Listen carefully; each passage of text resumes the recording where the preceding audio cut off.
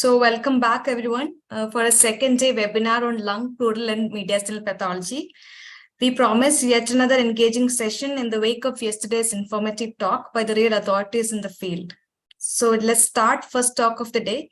To introduce our speaker, it is my pleasure to welcome Dr. Supriya N.K., Professor and Head of Pathology at Government Medical College, Calicut.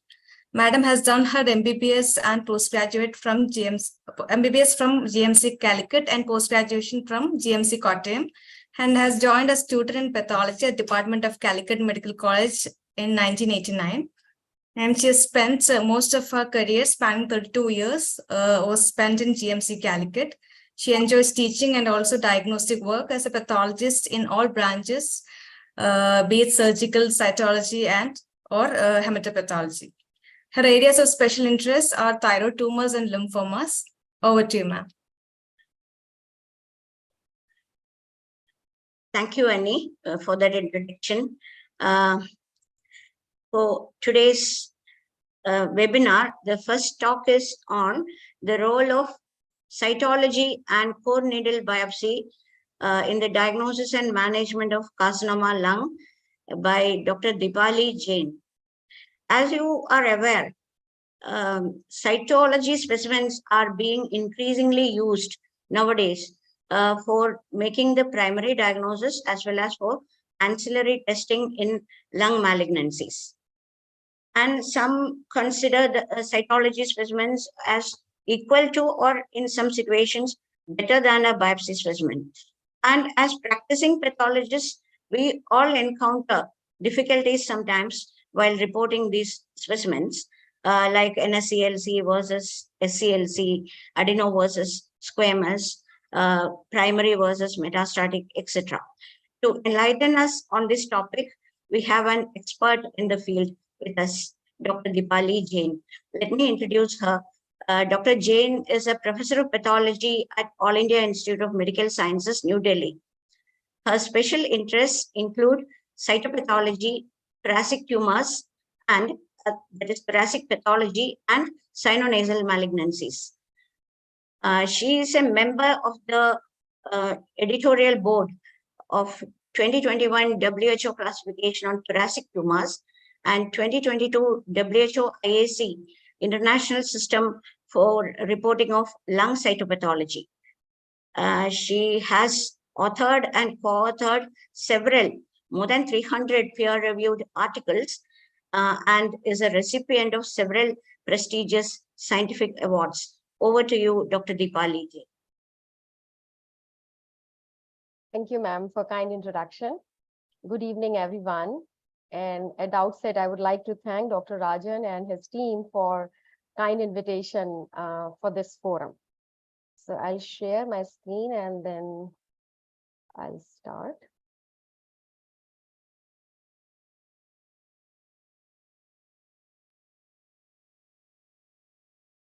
So is my screen visible? Not yet, ma'am. Now?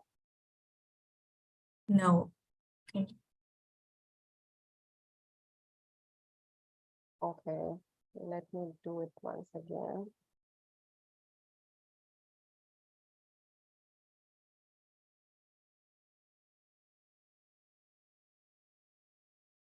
Oops.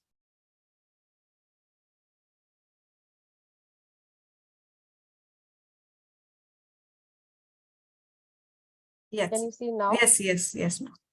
Okay. Now it's full screen. Okay.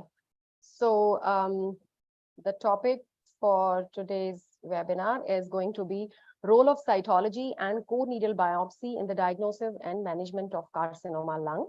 As ma'am has aptly said that, you know, these are the precious specimens, especially cytology specimens. So, you know, for working up these specimens judiciously is very, very important for management of lung cancer. So, so my talk in these 50 to 60 minutes or so, my talk is entirely based on the WHO classification of lung tumors, which has appeared in 2021, 2 years ago. So I would like to discuss first what are the major features in this classification which were, you know, presented. All right. So the major features in this classification were rather, first, broader emphasis was given on genetic testing. Okay, so it was there in WHO 2015 as well, but this time they have emphasized more on genetic testing because ample number of evidences were gathered because they are very important in management of CA lung. Second thing, there were updates provided on evolving concepts in lung neuroendocrine neoplasm classification, which I guess was covered yesterday. But I will be briefly touching upon this area as well in, as far as core needle biopsies and cytology is concerned. And third is a recognition of few new entities in which thoracic SMARCA4 deficient undifferentiated tumor was introduced in this particular classification. So I will start, because we have 1 hour, so I'll start from the sample acquisition to the final, final work of us as a pathologist, what we are going to do. So I'll start with the sample acquisition. So in lung cancer, we acquire samples, not just histology samples, but cytology plays an important role. And we have different types of specimens which we get in our lab for diagnosis of lung malignancies. They start from exfoliative, in which is sputum, which is a poor man's bronchoscopy, where infrastructure is not very well established. Sputum is a very good source, for diagnosis of lung malignancies, but the sensitivity of sputum is not very high. So therefore, the popularity of sputum as a specimen has gone down. Then we have pleural effusions, and then we have abrasive techniques in which bronchial brushes, bronchial washings, BAL specimens are sent for diagnosis of lung tumors or lung pathology. Then we have fine needle aspiration cytology, which can be, or these all specimens kind of, can be made into cell blocks, right? And then they will serve as a histology specimen.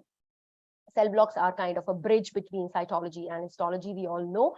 And if we talk about histology specimens, they are endobronchial biopsies, transbronchial lung biopsies, true cut biopsies, which are either ultrasound guided or CT guided, and core clot biopsies, meaning to say that after doing FNA procedure, whatever clot which is there in the needle core, that can also be FFPE'd, and that can serve as a biopsy.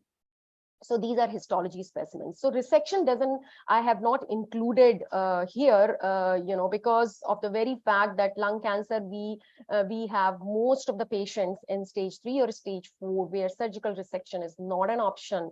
And most of the time we get these small specimens for diagnosis of lung cancer.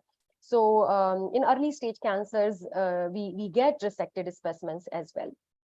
So these are the precious specimens, and we have to handle them carefully for working up lung cancer patients. So if we talk about FNA and lung cancer, or pulmonary cytology, EBUS TBNA or endoscopic endobronchial ultrasound guided TBNA has come as a very important tool in the diagnosis of lung cancer, or for evaluation of mediastinum as a whole, and especially for staging of lung cancer. In our country, granulomatous diseases like tuberculosis also plays an important role. EBUS plays an important role in diagnosing tuberculosis or other granulomatous inflammation. And second thing is, of course, the staging of lung cancer. So it has its advantages, in real time, we can see where is the lesional pathology is there, and then we can sample. So these are the areas from where we can, target either mediastinal lymph nodes, hilar lymph nodes, or endobronchial or parabronchial lesions. They can be accurately sampled under guidance by doing EBUS. So that is EBUS TBNA. And in cytology, as far as cytology and lung cancer or lung pulmonary cytology is concerned, rapid on-site evaluation is again first and foremost tool. So it is always recommended, if you have ability to do or perform rows, it is very important to perform rows. I mean, you should do it. It's desirable to do rows if infrastructure permits doing rows. Because it's rapid on-site evaluation, you can assess the adequacy of the sample, and preliminary you can make a diagnosis, right? so that you can triage your sample as well. So it involves the evaluation of direct smears, which are obtained at the point of care in bronchoscopy suite.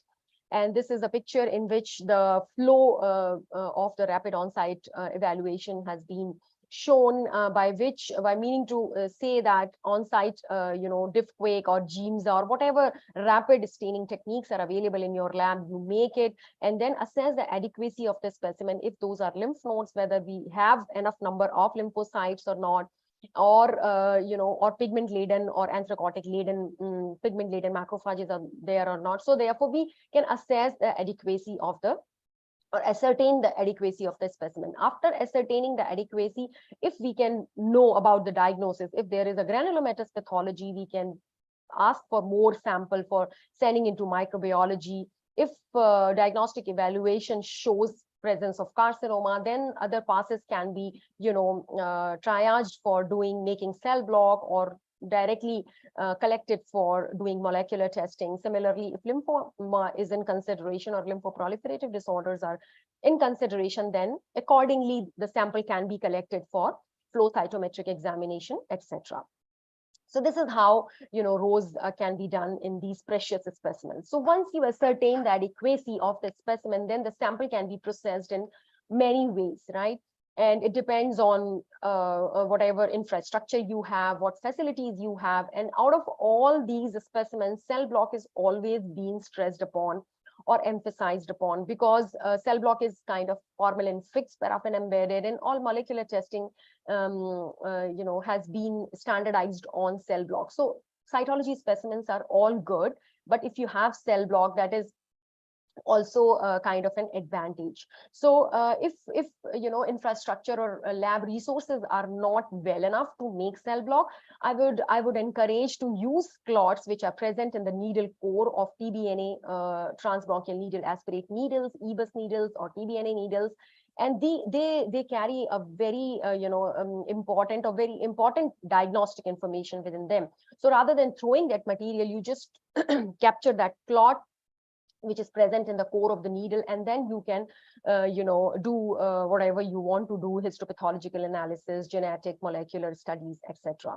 And this is one such example in which you can see this is the core of the needle, and blood clot and TRAMS diagnostic material. This is a squamous cell carcinoma which is present in the needle core, and this is an adenocarcinoma which is positive for ALK IHC. So downstream analysis is possible. They are just like mini biopsies.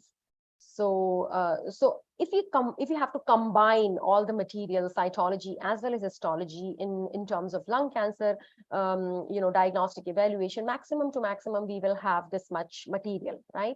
So we can have cytospins, direct smears, cell blocks, LBC if lab does that type of processing, and biopsies, right? So we have to manage this tumor material judiciously and in a smart manner, so that we can give as much as information to clinician as much as possible. So we as pathologists kind of plays an integral role in this tumor tissue journey, where our role starts from tumor sampling and processing. And then we offer diagnostic and predictive testing based on the morphologic evaluation. And then we do mutation testing, fusion testing, and then we analyze the report, data analysis. We have all the requisite skills to interpret the data, and then we finalize the report. So we play an important role, right? Pathologists play an important role. So we should not forget that we are helping clinicians in patient care, right? So I'll start with the core biopsies and cytology. So the emphasis is on, or the aim of the entire journey is not to waste tissue, because we have seen that these are precious specimens, small specimens. So agenda is not to waste tissue. Whenever you can make diagnosis on morphology in core needle biopsy or in cytology specimens, there is no need to do immunohistochemistry or other ancillary testing, because in future you may never know when this patient will require mutation testing, right? So this is a squamous cell carcinoma. Anybody would say that because of keratin pulse, typical squamous cells, polygonal cells, etc. So this is a squamous cell carcinoma. No need to do further IHC to confirm the diagnosis. If you are seeing keratin pulse. Similarly, for adenocarcinoma, if you're seeing mucin, right, intracellular mucin, gland formation, acini, this and that, then there is no need. If clinical diagnosis is lung cancer, you are seeing this core biopsy, and they have excluded all extrapulmonary metastasis, then this is clear-cut case of adenocarcinoma. No need of performing IHC or mucin stains to confirm the diagnosis. So similarly, in FNA, you can see this is keratin pulse, and in FNA, if you see these keratinized or angiophilic keratinized cells, this is a squamous cell carcinoma. And adenocarcinoma, similar to glands in histology, if you see these, papillary nubbins or glandular structures with all those features of adenocarcinoma, mucin in the background, then that is adenocarcinoma. Now, if you have a slightest doubt, right, that, okay, I'm not sure whether this is keratin, I'm not sure whether these are really squamous cells or, glandular differentiation is there or not, in that case, do not hesitate to perform ancillary testing and do not hesitate to confirm your diagnosis, or establishment of the diagnosis is important rather than, guesswork.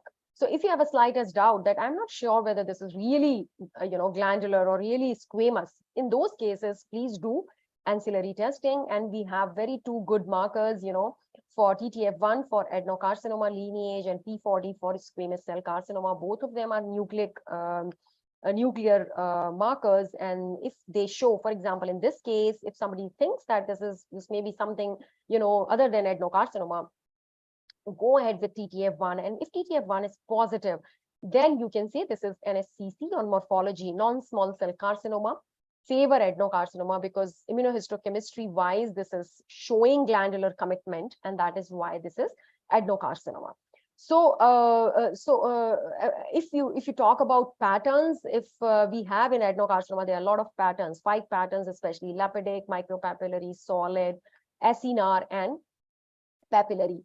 So solid and micropapillary are bad patterns. On the contrary, lapidic is a good pattern. So if you can record those it is helpful to record the adenocarcinoma patterns on core needle biopsies, but not to segregate them percentage wise, which is recommended in resected specimens when you have the entire tumor in your hand. But in core needle biopsies, it is important, or it is helpful if you say, okay, I'm seeing 90%, I'm seeing mostly lapidic pattern, I'm seeing mostly micropapillary pattern. So that kind of signifies prognostic. They carry prognostic importance. So that is why it is helpful if you record patterns present in small biopsy or cytology specimens.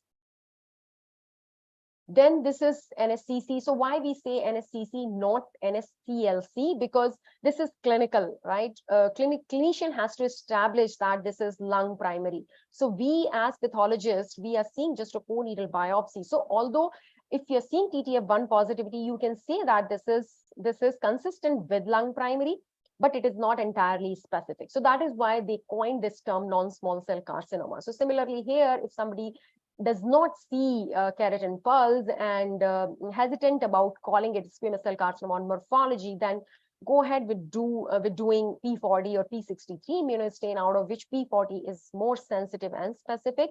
So P40 is positive, and then you can see squamous cell carcinoma. So percentage wise, TTF1, even if you see in 5 to 10% of tumor cells, that is good enough. But for P40, you need to have more than 50% of positivity to say that this is specifically for squamous cell carcinoma. Less than 50% can come positive in other tumors as well. So that is why they kept a cutoff of more than 50%. If you have more than 50% tumor positive for P40, that is P40 positive. So this case is NSCC favors squamous cell carcinoma. And then similarly, all cytology preparations like surgical path specimens, all cytology preparations, including cell blocks and ethanol fixed in air right slides, they can also be used for doing immunostaining. So if you have just FNA slide, you cannot say that I cannot perform, or I cannot confirm the diagnosis. Please do biopsy. That's not actually ideal. You should perform immunohistochemistry or immunocytochemistry on your smears, and then you can tell that this is TTF1 positive. For example, this case, this is adenocarcinoma, which on morphology is like, no mucin, no glandular differentiation. They are all dispersed cells. So TTF1 was done on one of the smears and it was showing positivity in almost all the cells. So this is adenocarcinoma. Here, this is squamous cell carcinoma, which is positive for P40 on this smear. So smears can be used for doing immunocytochemistry. You don't need to have cell block or surgical path biopsy for doing immunohistochemical confirmation. So this is the purple book. So we are accustomed for blue books or WHO, which are surgical path books, WHO 2021 classification. After that, this is a combined effort of International Academy of Cytology and WHO IARC, in which both of them set together, and then they finalized these WHOs. So 4 WHOs on cytopathology are available.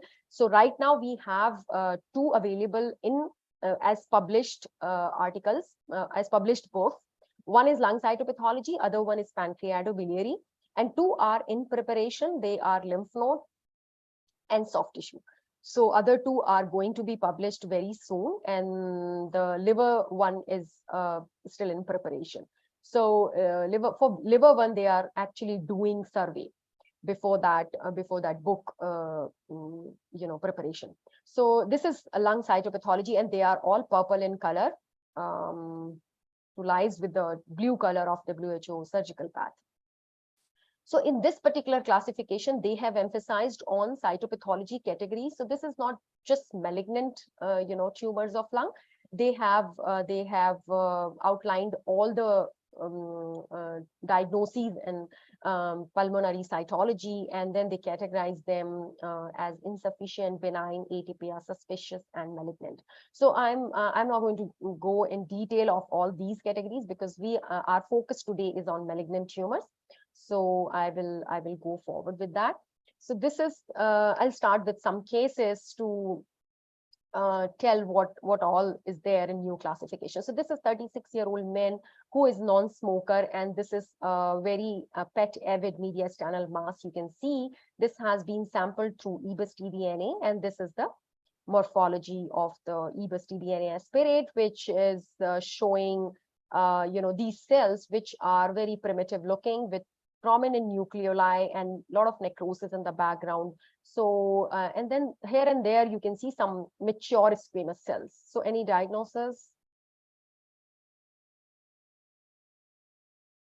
So this is the core clot, which I have just explained what the core clot is. This is just a cell block or a mini biopsy where you can see these primitive appearing cells, which we have just now saw. These are the primitive appearing cells, and they are in surgical path. They are looking like these blue cells, which have less cytoplasm.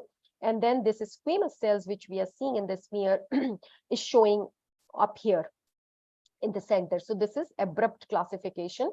Keratinization of the tumor cells. So this is keratinization, and these are primitive appearing tumor cells. So now we want to confirm whether this is adeno or squamous cell carcinoma. As usual, since we have seen some squamous cells, we want to confirm what these blue cells are, right? So these are P40 positive diffusely. So will you want to call this case as a squamous cell carcinoma? But you have to see the clinical phenotype of this case, who is young and non-smoker, right? So before calling it as a squamous cell carcinoma, you would say, okay, so you would want to do some other things, right? So this is parallel endobronchial biopsy of this case. This is endobronchial tumor, and they also got endobronchial biopsy done. And this case was positive for P40 on endobronchial biopsy as well, and nut positive. So this was actually a nut carcinoma. So if your clinician, if your patient is young and non-smoker, you are seeing a blue tumor. So this keratinization fortunately is there, but this is seen only in 30% of the cases, right? So if you see primitive appearing cells, and if you do CK will be positive, and P40 is positive, and even if you're not seeing this type of keratinization, keep your keep this index of suspicion high for nut carcinomas. They can be present at any age, but young people, and it is commonly present in non-smokers. So, and this is again a nuclear stain, and you need to have more than 50% positivity, which is a speckled positivity, I cannot show you here, but if you zoom in, you can see speckled pattern of positivity within the tumor nuclei. That is specific for nut carcinoma. This is another case of nut carcinoma where very nicely basaloid cells and these differentiated squamous cells were seen on the same in the same focus. So this was nut carcinoma, and this is the corresponding endobronch biopsy, which is showing abrupt keratinization and these primitive appearing basaloid cells.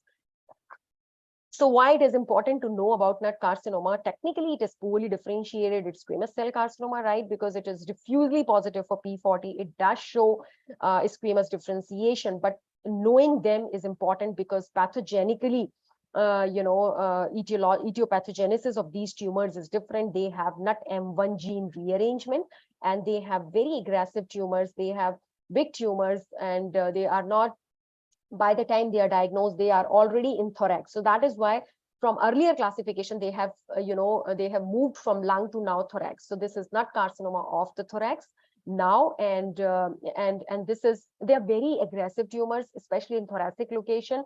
The time you diagnose them, the progression-free, the overall survival is less than 6 months. Forget about progression-free survival. So they succumb very, very, very early. So this is the purple book in which nut carcinoma, this is one of the cases which is contributed here in this book.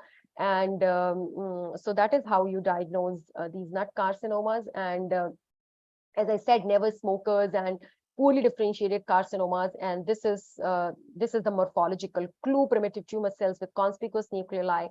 And that is, P40 positivity. That should raise, diagnosis of nut carcinoma. And then prompt ancillary testing. Extremely aggressive, less than 6 months. And why it is important to diagnose them? So far, we don't have, inhibitors in clinics, but there is a nut midline carcinoma registry where you can register, clinicians can register these patients in that registry, and patients are actually showing benefit for bromodomain inhibitors. Why? Because this NUT-M gene rearranges with bromodomain proteins. So, this is important that we diagnose them correctly. And earlier the term was not midline carcinoma because they were only recognized in the midline, for example, sinonasal tract, and the central airways. But now it has been reported that nut carcinoma is present in lateral body sites as well. So therefore they have changed this term, and then they renamed it as nut carcinoma rather than nut midline carcinoma. This is another case which is showing, tumor cells which are present like this. They are polygonals with some clearing, and here they are showing some glandular configuration, some polygonal cells here in this focus as well. And if you do P40 and TTF1, you should see P40 in different tumor cells and TTF in different tumor cells. For example, in this case, there are a couple of cells which are negative, right, for P40. So they are negative cells, but they are positive cells. Some of them are pneumocytes. These one are normal pneumocytes, but this is tumor. So in these cases, so you cannot make diagnosis of adenosquamous carcinoma on biopsy or cytology specimen, because the cutoff is if you see more than 10% of each component, that you cannot, tell with confidence in a small biopsy. So in biopsy, you would say this is non-small cell carcinoma, not otherwise specified, with a comment that both adeno and squamous differentiation I'm seeing, or they are present, and this raises the consideration of adenosquamous carcinoma. So that is how you diagnose adenosquamous carcinoma. And for saving out on tissue as well as resources, you can even use dual IHC, and we know that TTF and P40 are going to be mutually exclusive except in adenosquamous carcinoma. This is one such adenosquamous carcinoma on resected specimen where TTF1 is nicely positive, brown chromogen, and P40 is positive in squamous cell carcinoma. So that is how these antibodies work.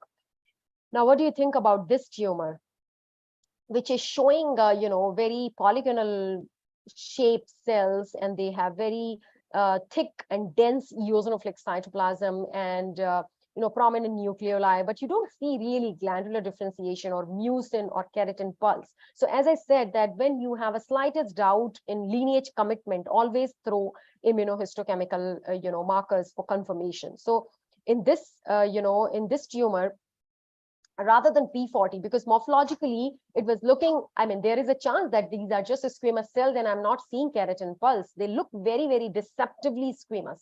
But when you do IHC, P40 was entirely negative and TTF1 was diffusely positive. So that is why it is very important, if until and unless you see keratin pulse and mucin or glands, don't say, just based on your assumption, because they can be deceptively squamoid, they can be deceptively showing glandular differentiation or clearing, which can look like mucin. Okay, so in those cases, it is very important or imperative to do immunohistochemical confirmation. So this was TTF1 positive. That is why this was NSCC favor adenocarcinoma. And there are some, pitfalls like squamous cell carcinoma. This is a squamous cell carcinoma, which is, kind of in vicinity with the submucous glands, which are endobronchial biopsy. So don't confuse these glands as adenocarcinoma component, right? So if you do TTF1, they will be negative. Otherwise, morphologically also, they are just submucous glands. And this is a squamous cell carcinoma, which is entrapping glands. And this is one tumor in which CK7 was done. And if you think CK7 can differentiate between adenocarcinoma and squamous cell carcinoma, if you see this as CK7 positive, it may be adenocarcinoma. So that is not correct, because a third of lung squamous cell carcinomas are CK7 positive, right? So that is why they have said that doing CK7 is just wasting of tissue. If you are confirmed that this is carcinoma, which one can say surely that this is carcinoma, it has, all those features of epithelial commitment. And this was CK7 positive and P40 diffusely positive. So CK7 will not help to, decide about the lineage. You have to do TTF1 and P40. This is another core biopsy. These are the three big generous biopsy of CT guided biopsy, where you can see this is busy. This is not normal lung, right? And the clinical diagnosis is lung cancer.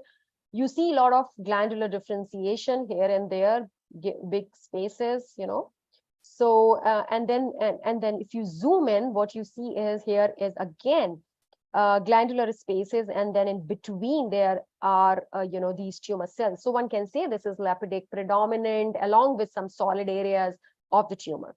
Okay. So one can guess what is this stain. If I am doing this live, I can discuss two ways, but I cannot discuss with the audience. So this somebody would guess that this may be TTF1, but as I thought, this may be TTF1, but this was P40, not TTF1, right? So all these tumor cells, which we are seeing right here, okay, these are P40 positive, but the cells which are making these glandular spaces and fooling you as adenocarcinoma, actually, these are just normal pneumocytes, okay?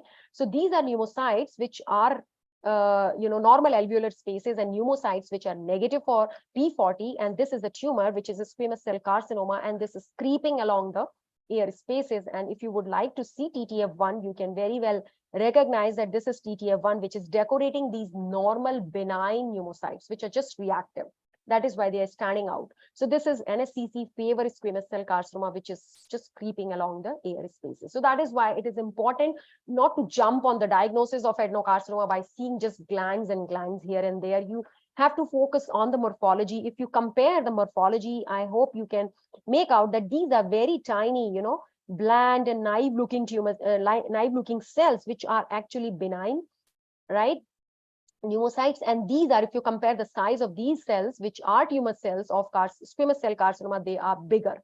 They are bigger in comparison to the pneumocytes. So that is how this was squamous cell carcinoma. This is another case where you can see the tumor, which is again carcinoma and polygonal cells, some clearing of the cytoplasm here and there, and don't know what it is going to be. So TTF and P40 were done, and both of them are showing, both of them are blowing up. They are positive. So for TTF1, as I said, I mean, they are okay. So again, this was co-expression of diffuse positivity. TTF1 was not positive in most of the cells, but it was there in 50% of the tumor cells. P40 was everywhere. So what type of tumors these are? So can these tumors co-express TTF1 and P40? The answer is yes. right? So these are actually, it has been hypothesized that this, what we see in real practice is differentiating tumor cells where they are committed either for adenocarcinoma lineage or squamous cell lineage. But if you see, if you catch them at this biphenotypic progenitor stage, when they are not committed for either squamous or adenocarcinoma, they can show both marker positivity. And it has been recognized now. We have a couple of cases reported in JTO as well as in histopathology this year. They have clinically correlated, and these tumors are very aggressive. Okay, and morphology wise, they are basaloid or poorly differentiated non-small cell carcinoma. But at times you can see glandular or squamous differentiation. So that is how it is very important. And they show actually EGFR-AL cross driver mutation. So it is imperative to, subject them for molecular or mutation testing, not just by seeing P40, okay, P40 is there, so squamous cell carcinoma, what is the point of doing all the molecular testing? But they do show, driver mutation. So it is important to subject them for molecular testing. And, molecularly, it has been found out that they have more FGFR1 amplification. So, this is kind of evolving, and we will get to know more about them in future. Okay. Now this is, okay, so what is NSCC NOS? This is when you don't see any commitment, right? Neither morphologically nor immunophenotypically, they are both negative, P40 as well as TTF1. And in these type of cases, when you assure, when you assure about the carcinoma thing, you do pan-CK, and then you assure morphologically that, or immunophenotypically, this is carcinoma, and metastatic tumor by clinicians appears to be excluded, then you can say this is non-small cell carcinoma, NOS. So what is large cell carcinoma? Large cell carcinoma, we know that, when you don't have any lineage commitment, you can say this is large cell carcinoma, but that's not a diagnosis in small biopsy or cytology specimens, because that's a diagnosis that can be made only on resected tumor when we have the entire tumor in our hand, right? So in that tumor, if you exclude glandular or squamous differentiation, then you can say this is large cell carcinoma, but not in biopsy or cytology specimens. So I'll show you twin cases, okay? And this is first one of that twin case, combination. So this is first case where you can see this is a core needle biopsy of a tumor, which is showing some crushing, right? Necrosis. And then these tumor cells, which are arranged in sheets, and if you zoom in a little bit, they are kind of getting, adhered together. So there is a feeling that they are epithelial, right? So, and then there are some cells, but there is no clear-cut glandular or squamous differentiation. So first, if you want to, do P40, TTF1, both of them come negative, and then you have a doubt whether this is really epithelial, shall I say this is carcinoma or not, you would do CK or CK7, right? So in this case, CK was done first, and it was showing some granularity, but it was negative. Okay, excuse me. So pan-CK was negative, CK7 was done, that was also negative, okay? So I'll show you again this morphology. This was the morphology in which we can see some eosinophilic cells, necrotic necrosis, areas of crushing, and this is the morphology, okay? And there is no morphologic commitment. This is not lymphoma, I mean, but LCA was done and it was negative. It is not sarcoma. So some panel of markers were done and this was positive. So other markers were negative, and these are the positive stains which I'm showing you. SOX2 is positive. Okay, SOX2 is a transcription factor, which is positive, nuclear positive. SAL4, we know it comes in germ cell tumors. This was also showing positivity in this very tumor. And CD34 was diffusely and strongly positive. So any diagnosis to offer here? I don't see anything in chat. So this is a tumor, okay, which is pan-CK negative, CK7 negative, P40 TTF negative, and these are the markers which are coming positive, SOX2, SAL4, and CD34. So here is the thing. So these are the two immunomarkers which are clinching the diagnosis. The first one is BRG1, which is also known as a SMARCA4.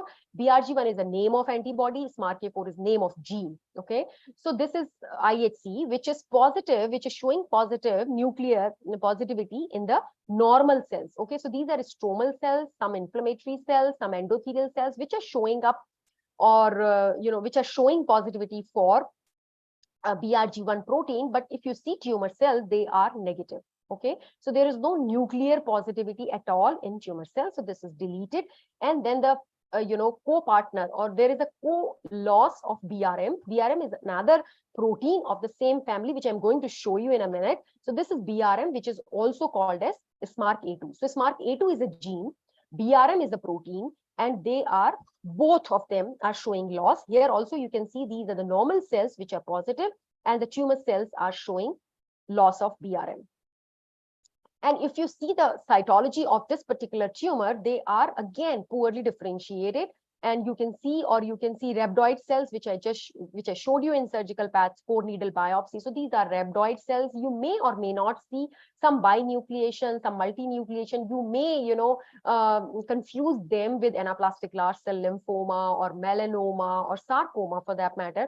So they are very poorly differentiated on cytology. This is another cytology of another case, who is 60-year male, chest wall mass. And this is the corresponding histology of this particular case, in which again rhabdoid cells with prominent nucleoli, and panel of IHCs are negative, keratin, TTF, P40, all neuroendocrine markers, they are all negative, but BRG1 is lost. So now we know the diagnosis, right?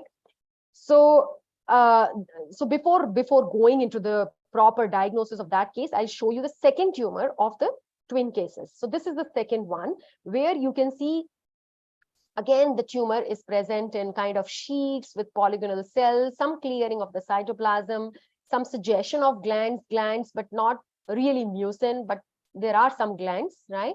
And then again, pan-CK was done, but in contrary to the earlier case, first case, this is pan-CK positive, okay?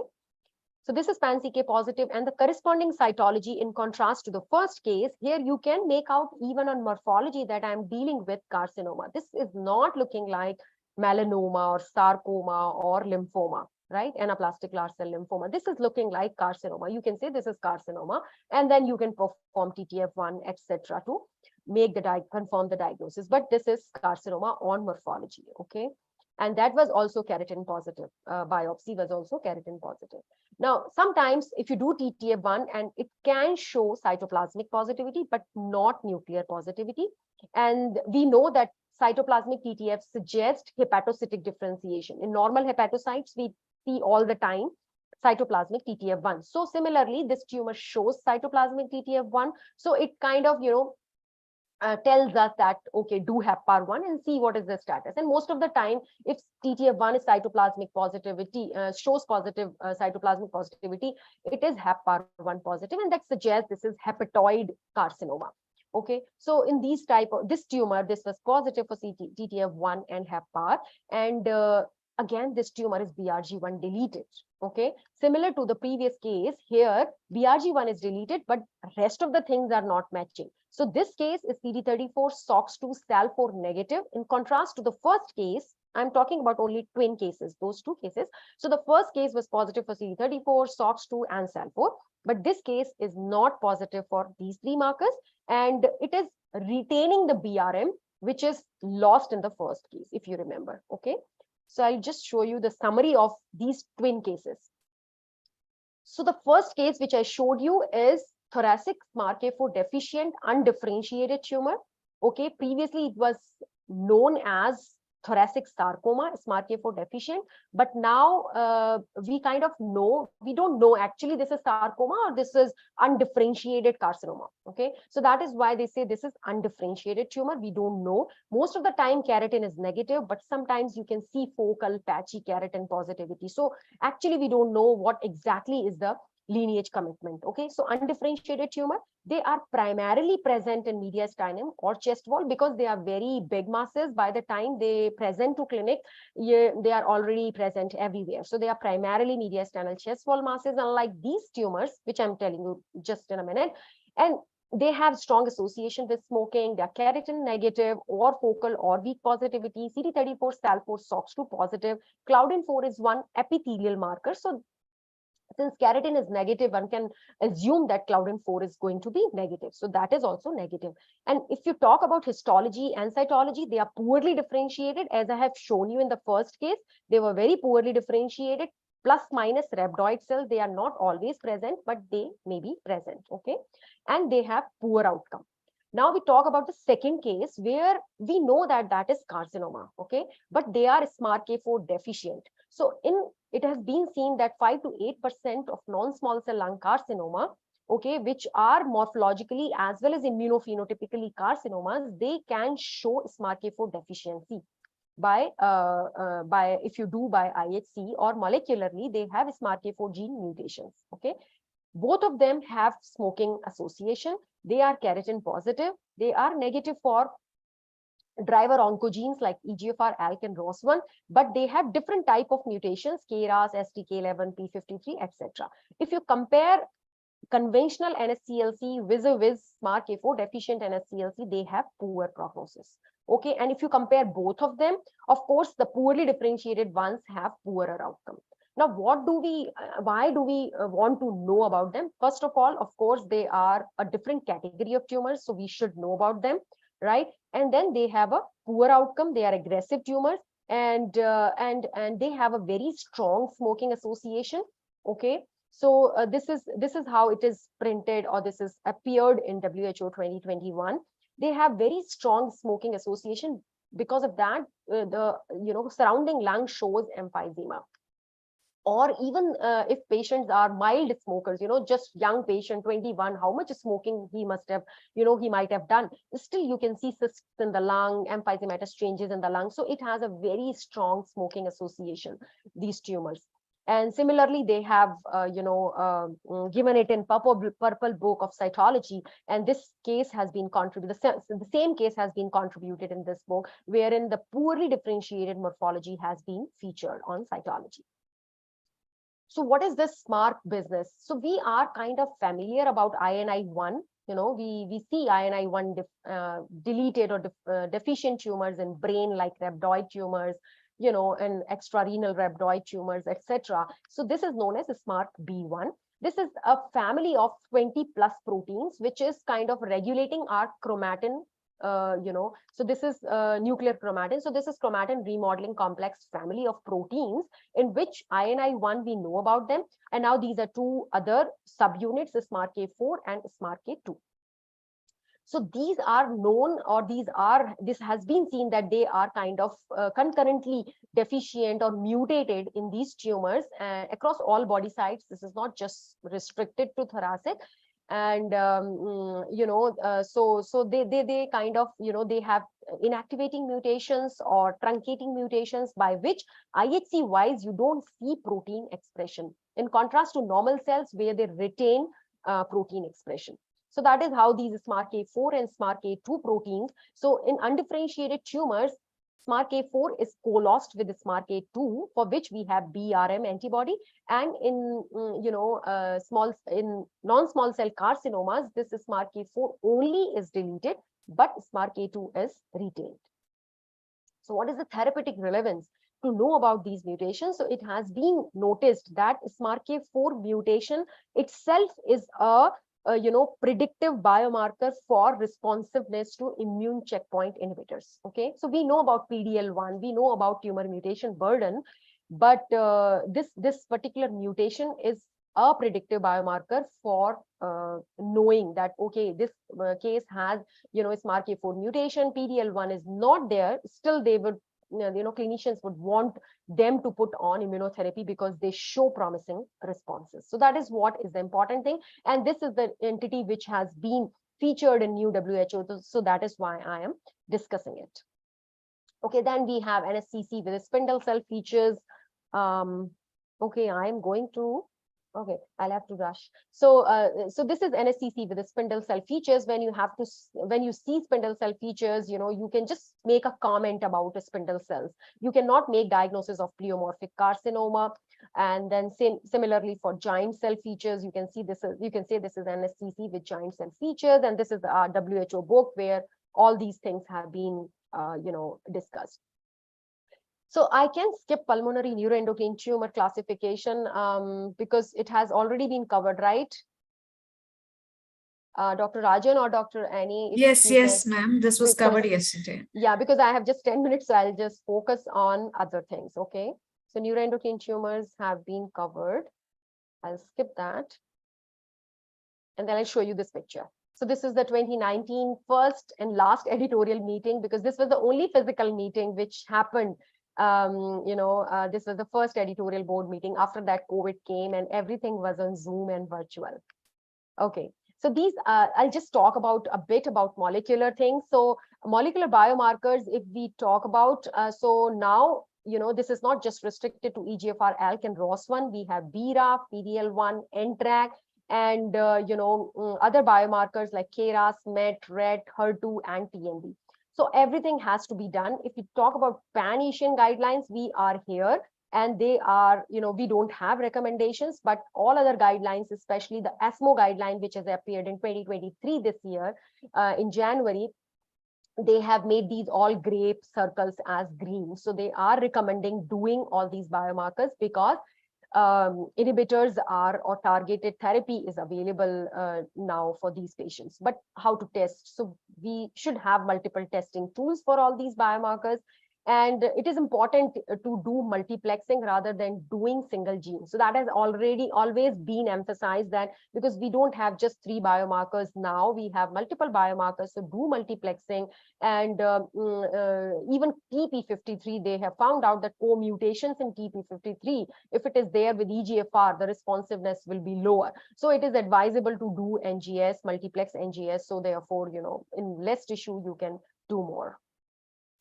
Planning histology specimens, you have to save tissue by any means, by making multiple blocks or by cutting unstained sections at upfront so that you can test. And cytology specimens you can use, they are purer, because they are not formalin fixed. So any cytology specimen can be used for mutation testing. You are not just restricted to cell blocks. You have to do tumor enrichment by, if you don't have sophisticated measures, you can just do by scalpel or by needling.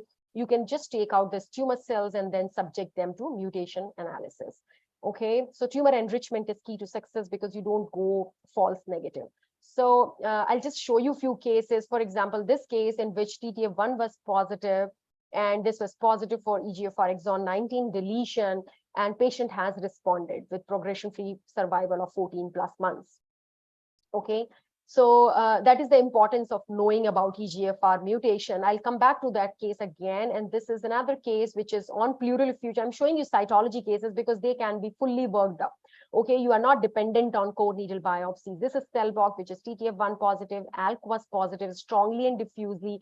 And if you have that IHC, you can say that, you can put that patient on ALK TKIs. And that is what happened in this case. ALK fish was positive in this case. That is not needed if you have that strong ALK positivity. And this patient, again, the tumor has vanished with the ALK TKI. So that is the importance of, knowing these biomarkers.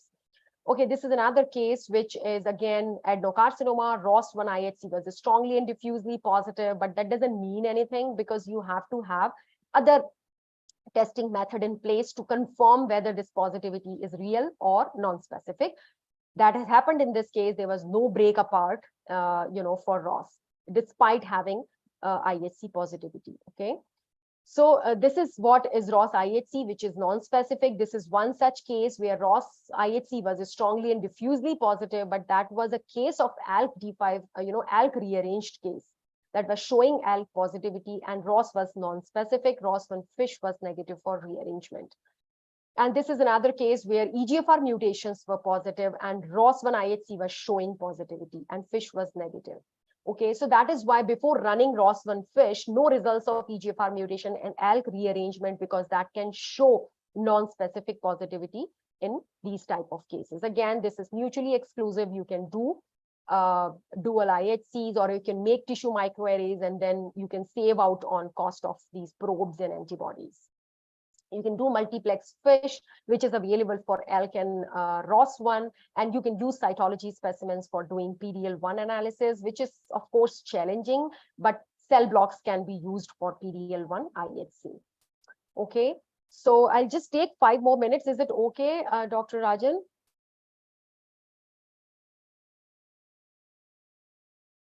Am I audible? I don't think. Okay. Okay. I'll just take 5 more minutes. Okay. Yeah. So this I've come back to the first case, where EGFR exon 19 deletion was present, right? Now, after progression-free survival of 14 plus months, patient progressed clinically and radiologically because of secondary resistance to EGFR tyrosine kinase inhibitor. So what is next? Okay, so if we talk about, resistance mechanism in EGFR patient, the most important or most common mechanism of resistance is T790M. And the recommendation to test T790M mutations by not doing repeat biopsy, but rather you take blood sample and then you take out the tumor DNA and then test for T790M mutation. So that was the recommendation made, and that is how we took blood plasma of this patient. Cell-free DNA was tested for T790M mutation, and this patient was positive. And why it is important to know? Because advanced generation TKIs are now available, okay, and they respond very well to T790M mutation. But now with the widespread use of osimertinib nowadays in first-line setting, the importance of detecting EGFR T790M mutation has gone down because we don't see much EGFR T790M mutation now because of osimertinib in first line setting. Okay, so what are the other methods of, or what are the other mechanisms of resistance? This is just to say that this is not just blood plasma. You can use any cytology specimen for, taking out cell-free DNA, and then you subject that cell-free DNA for molecular analysis. So back to case 1 where T790M was tested and it was negative. Okay, so now what you will do? So this patient fortunately had, or unfortunately had, pleural effusion, and that pleural effusion was sent for cytologic analysis, and which shows this tumor, which is a small cell carcinoma, we can say. Okay, so this was a small cell carcinoma on cell block, which was retinoblastoma gene deleted. So that is the second mechanism of resistance in which repeat biopsy is kind of mandatory. If you don't see T790M mutation or patient has developed resistance on osimertinib, in those cases, cytology or biopsy samples are necessary to examine histologic transformation, right? So this case was post-TKI small cell carcinoma transformation in a case of EGFR del 19 pulmonary adenocarcinoma. So small cell carcinoma is a usual story. It is a very easy morphologic diagnosis, cytokeratin dot positive and synaptophysin diffuse. And then we have a classification of small cell lung carcinoma, which I'm sure Rajiv must have taken yesterday. And this is a new molecular classification of small cell lung cancer, which is out of the scope. Now we have gone out of the time. So this is small cell. So this is conclusion slide where I would emphasize that, you give the diagnosis as per 2021 WHO classification. If you go by WHO cytopathology, all malignant cases are either suspicious for malignancy or positive for malignancy. Then you write results of IHC or mucin stains, statement of whether any material has been submitted, which is kind of mandatory, which block you have used, etc. It should be written in the report. This is one such report from our center where we write that what is the tumor fraction, which block has been used for which type of mutation analysis, etc. And with that, I thank you and advertise these two books, which has been recently published: Atlas of Thymic Pathology, Atlas of Sinonasal Tract Pathology. These two books have a lot of illustrations, so I hope residents would be benefited by going through these books. I'm sorry if I exceeded my time. I'm on time, actually. Thank you. Everybody awake? Yes. Yes, ma'am. Dr. Dipali, I'm Dr. Supriya, the chairperson. Thank you very much for that very lucid and crisp talk given by you. Loaded Thank you, ma'am.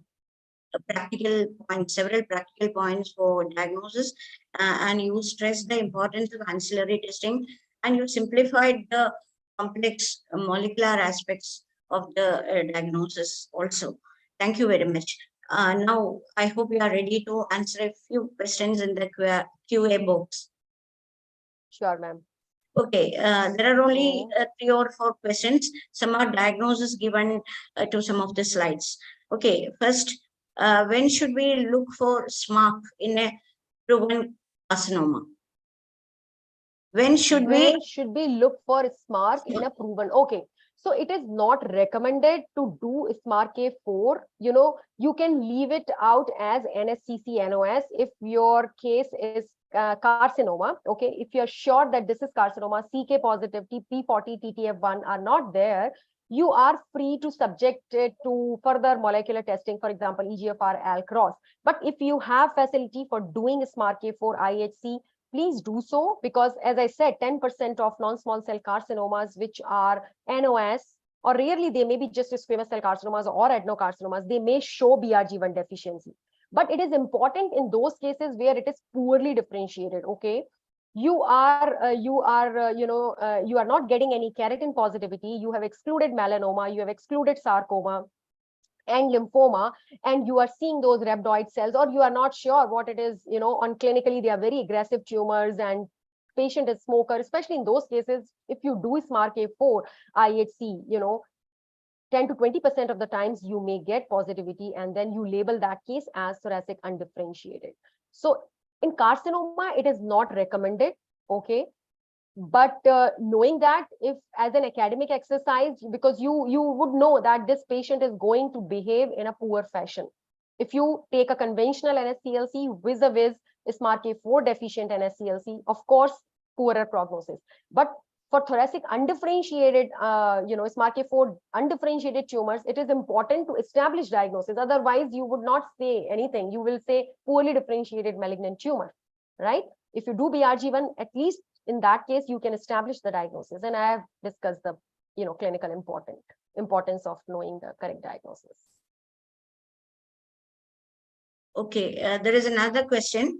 Does the same LBC kit used for cervical smears work well for respiratory samples too?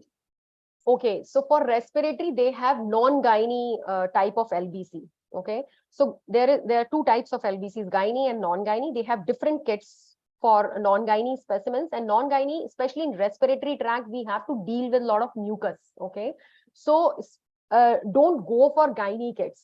You have to go with non-gynae kits, and maybe you have to do pre-treatment with DTT treatment they recommend. So to break the mucus which is present in respiratory specimens. So that helps in processing these respiratory tract specimens. Not by gynae kits, you have to use non-gynae. A third question, in a case which show both TTF1 and P40 diffuse positivity, as a case shown by ma'am, what should we label them as? Okay, so you have 2 scenarios. Okay, one case where P40 is present in different cells, positive in different cells, and TTF1 is present in different cells. In that scenario, you have to say this is NSCC-NOS, and adenosquamous carcinoma can be considered, because you are seeing P40 and TTF1 in different cells. That is adenosquamous.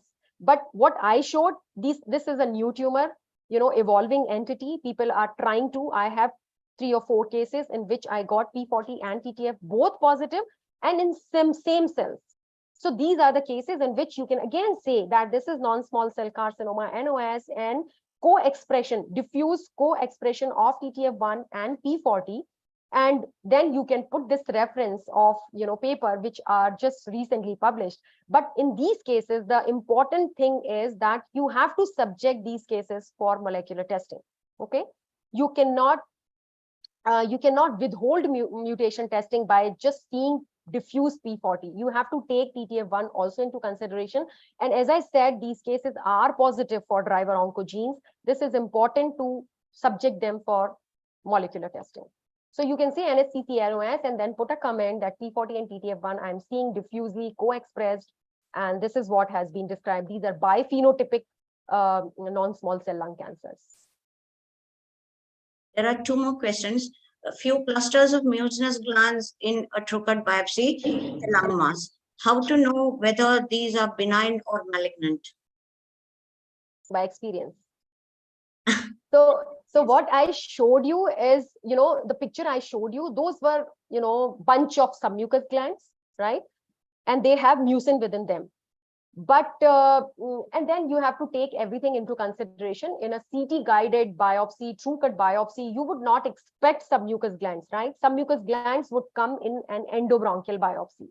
CT guided biopsy are usually parenchymal biopsies where you are seeing some mucin filled glands, and then you see the pattern of invasion or pattern of presence of these glands, how they are present. They are complex, they are irregular, they are eliciting stromal responsiveness or desmoplasia. So all these features you have to take into consideration, and then you do TTF1. If TTF1 is positive, those, and then you are sure that these are not irregular glands, they're not regularly placed, etc., then you can say these are adenocarcinoma glands. And if the submucous glands which are present in an endobronchial biopsy, they will not show TTF1 positivity.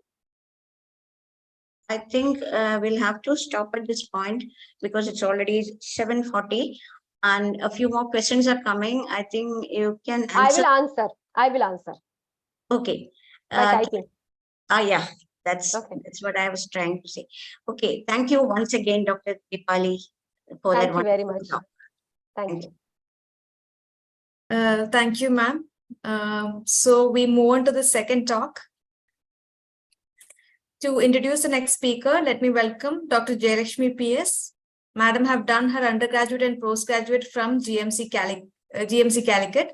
She worked in Government Medical College Thrissur and Kottayam and retired in 2016. Madam is currently working as a professor of pathology at MES Medical College, Perindalmanna. Over to you, ma'am. Thank you, Annie, and good evening, everybody. Let me introduce the next speaker, Dr. Lipsita Patnaik, MD, FRC Path. Dr. Lipsita Patnaik is now working as a full-time consultant histopathologist in the Department of Cellular Pathology, Blackpool Hospital under NHS, England, UK. She also holds the prestigious post of Head of PG School of Pathology, Northwest, which reveals her administrative power and the teaching efficiency also. Dr. Patnaik has about 15 years of experience under NHS and is specializing in, is a specialist in thoracic and gynec pathology. She did her MBBS and MD from SEB Medical College, Cuttack, Odisha, and she has several publications in national and international journals.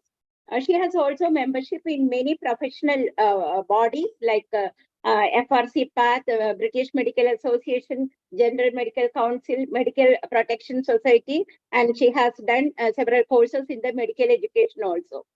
And coming to the topic she is presenting is granulomatous disease of the lung.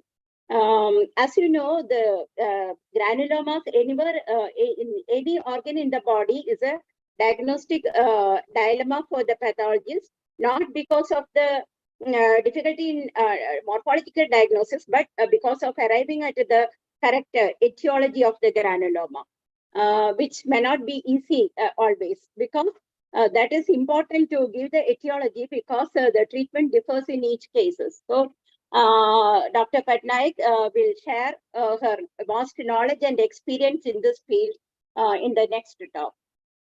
I welcome Dr. Patnaik to take over the seat to deliver the next 1 hour of academic feast.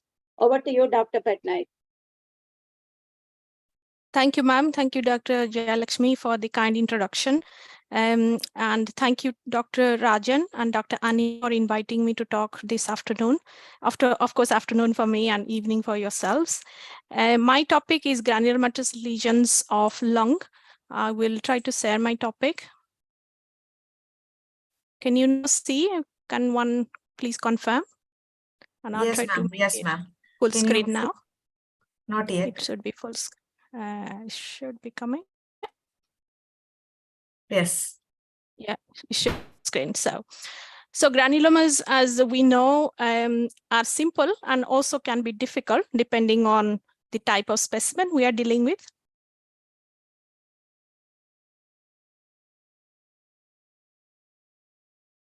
overview of classification of granulomatous diseases, then approach to diagnosis using some case-based examples, and finally summarize.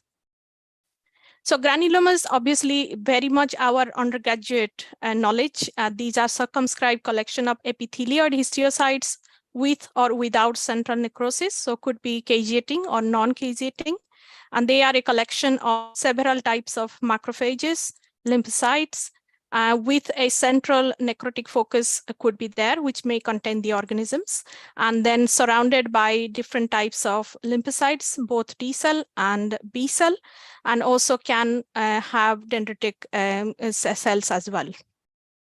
So a mature granuloma does have a very characteristic morphological picture, which we do pick up in our cytology and histology specimens. Broadly speaking, the lung granulomatous diseases can be divided into two main groups, infectious and non-infectious. Infection-wise, tuberculosis is the most common cause of granulomas. You could also have a non-tuberculous mycobacterial infection. Fungi similar, such as histoplasmosis, cryptococcosis, blastomycosis, coccidioidomycosis, some examples can also produce a type of fungal granulomas.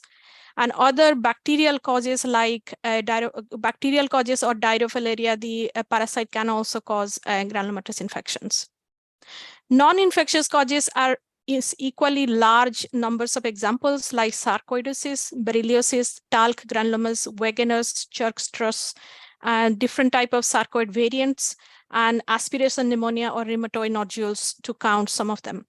Also, I would include that you can also get granulomas in response to adjacent tumors, both lymphoma and carcinomas. Commonly used identification techniques, this is very universal throughout the globe. Most people use a microbiology culture method, which is probably the most reliable, but it does take a bit of a time, sometimes weeks, to produce a result. In the meantime, we use other special stains in our labs on cytology and histology specimens, including Gill-Nielsen stain, PAS stain, Grocuts, or Oramin, Rhodamin, Alcian blue, Grams, or Wadin-Starry. More newer techniques like PCRs, in situ hybridization, and immunohistochemistry can also be used in some of our tissue types, although immunohistochemistry is not very prevalent. I'm going to use some cases now. So this is a 73-year-old female with a 14mm size nodule in the right upper lobe. The lesion is very well defined. It has got central necrosis. It's got palisaded histiocytes rimming the necrotic areas and some amorphous necrotic caseation debris in the center.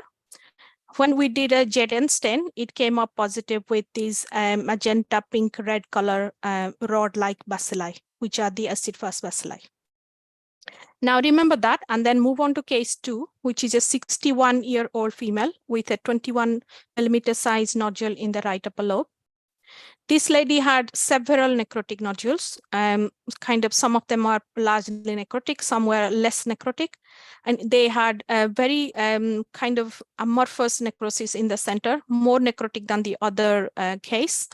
The JDN stain was not showing any acid-fast bacilli. Culture was tried, it did not show any growth, but the tuberculous PCR was positive for Mycobacterium tuberculosis. So the diagnosis for both these cases is obviously tuberculosis. Tuberculosis is a much well-known disease and very well studied, and this is the second leading cause of death due to infection pathology, and it is worldwide prevalent and only exceeded by HIV. You'd be surprised why I am talking about tuberculosis here in UK. You will be surprised that it is actually common. It's not that uncommon. So it does have to be kept in our mind for differential diagnosis. Diagnosis can be done by microbiological culture, PCR on both sputum or biopsy material, and of course by skin testing for the immunological response. Usually we see necrotizing granulomatous inflammation, whereas in some cases you can get non-necrotizing granulomas, especially in the early stages. The necrosis typically is called caseation, that it is a central zone of amorphous debris which destroys the lung parenchyma. These granulomas grow with pushing borders and sometimes can have a geographic shape. The specific stain, as we all know, Gill-Neisser stain is positive for these acid-fast bacilli, which come up as bright red pink necrotic present within the necrotic debris. And I've given a typical picture here. Now, case 3, 82-year-old female with 35 millimeter size nodule in the left upper lobe.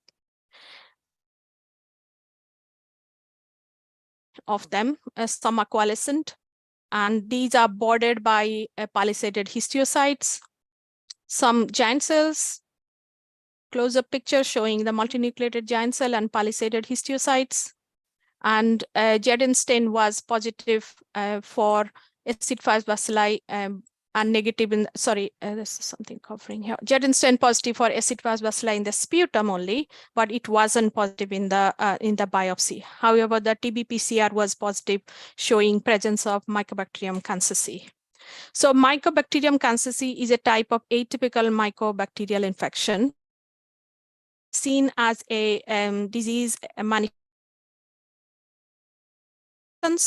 These species could be Mycobacterium avium intracellulari or Mycobacterium kansasi or malmoense.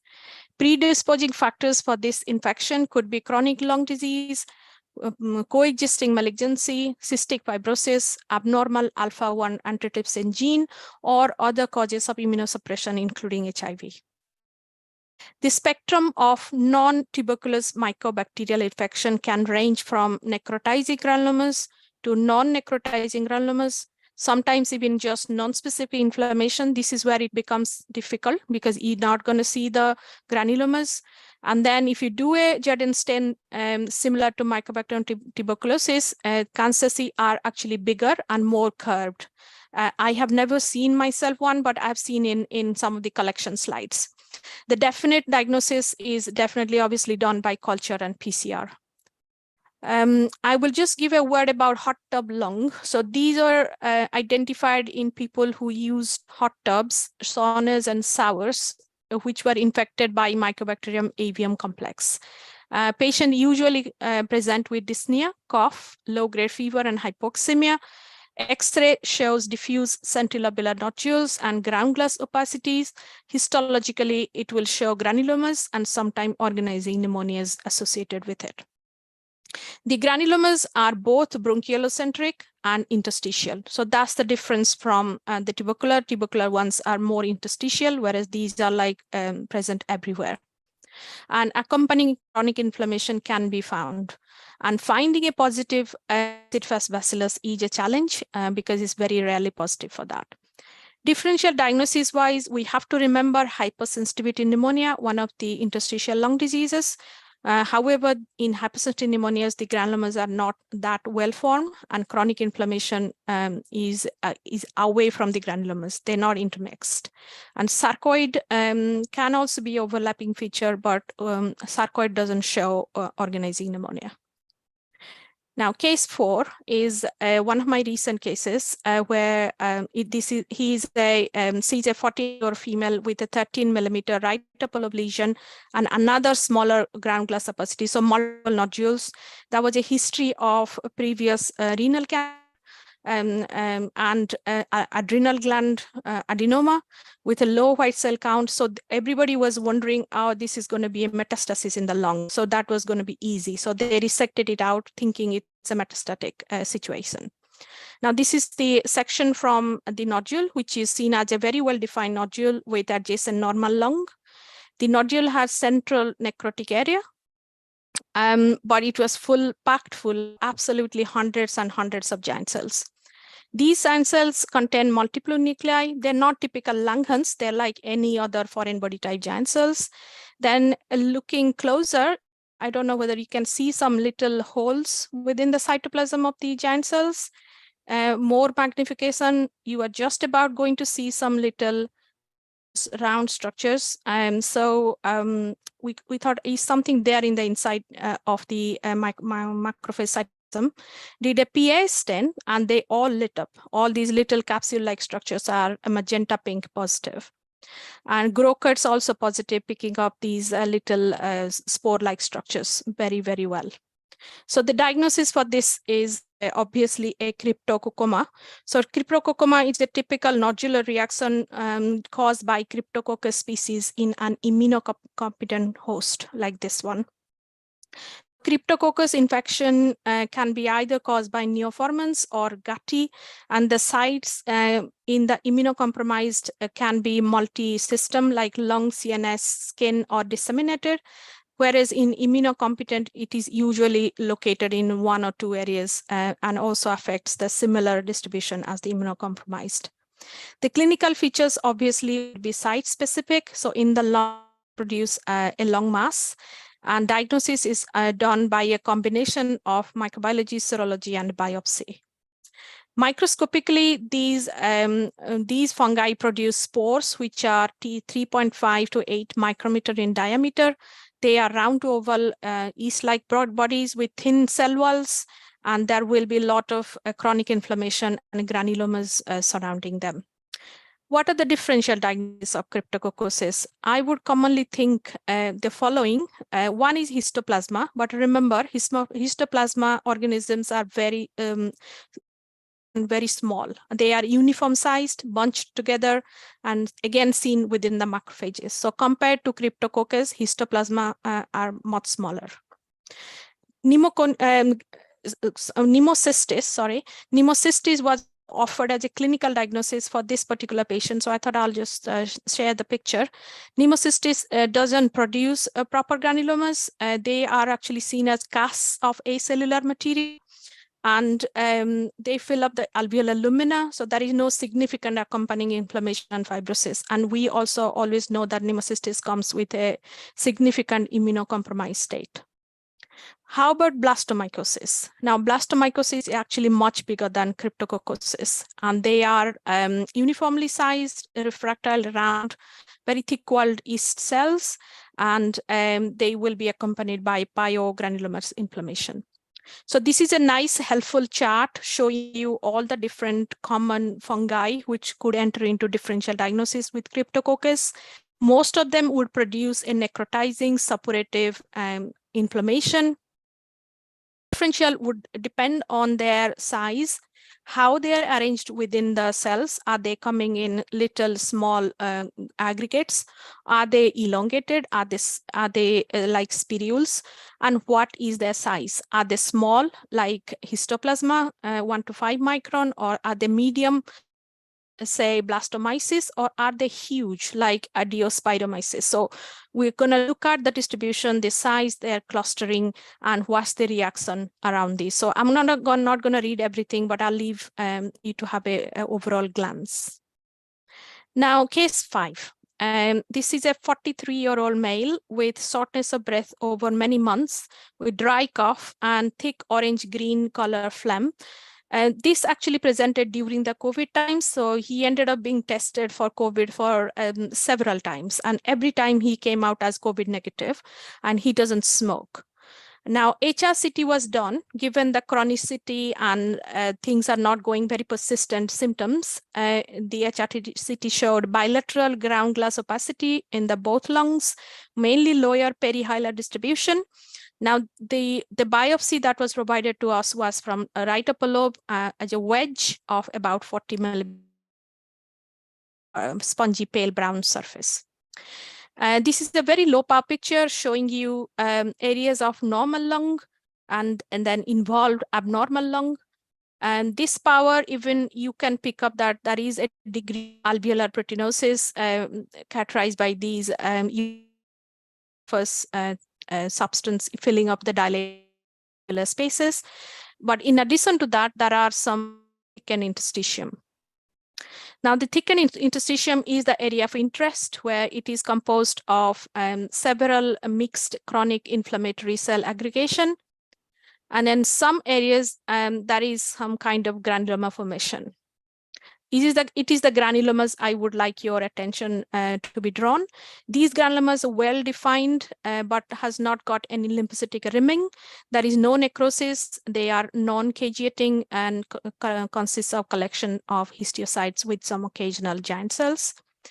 Also seen are giant cells with intracellular cholesterol clefts. and some areas showed fibroblastic foci. So the chronic hypersensitivity with a background of alveolar proteinosis.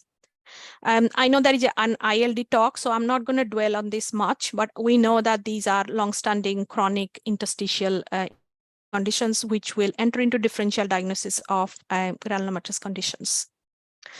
Now, next case is an example taken from the cytology collection. This is an EBUS done on a 74-year-old with a presenting symptom of weight loss over many months, and CT scan showed pulmonary infiltrates within the parenchyma.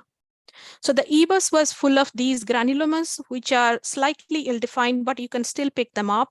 And these are the reniform curved nuclei of the epithelial histiocytes. And there is no necrosis anywhere in none of the fields. There's a giant cell there. So very much a non-caseating granulomatous condition, bit more higher power. Another picture. So I think given, just to add that we did the ZN and PA10 and both were negative. And given the lung picture and the symptoms and this EBUS, we suggested sarcoidosis.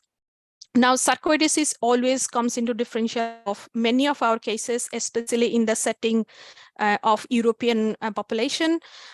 And it is a multi-system disease of unknown origin, and bilateral hilar lymph nodes are involved in 90% of cases. And they think it is a disordered immune regulation condition where there is an increased risk with some HLA phenotypes.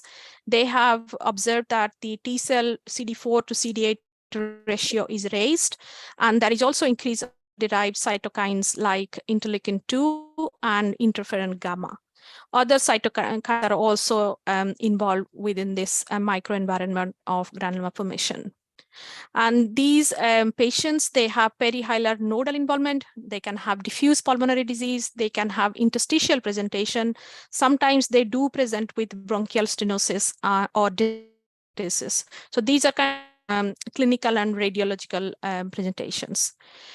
Patients usually range from 20 to 40 years, more female predominance, and typically they are seen in the Black population and sometimes rarely in the Southeast Asians and Chinese.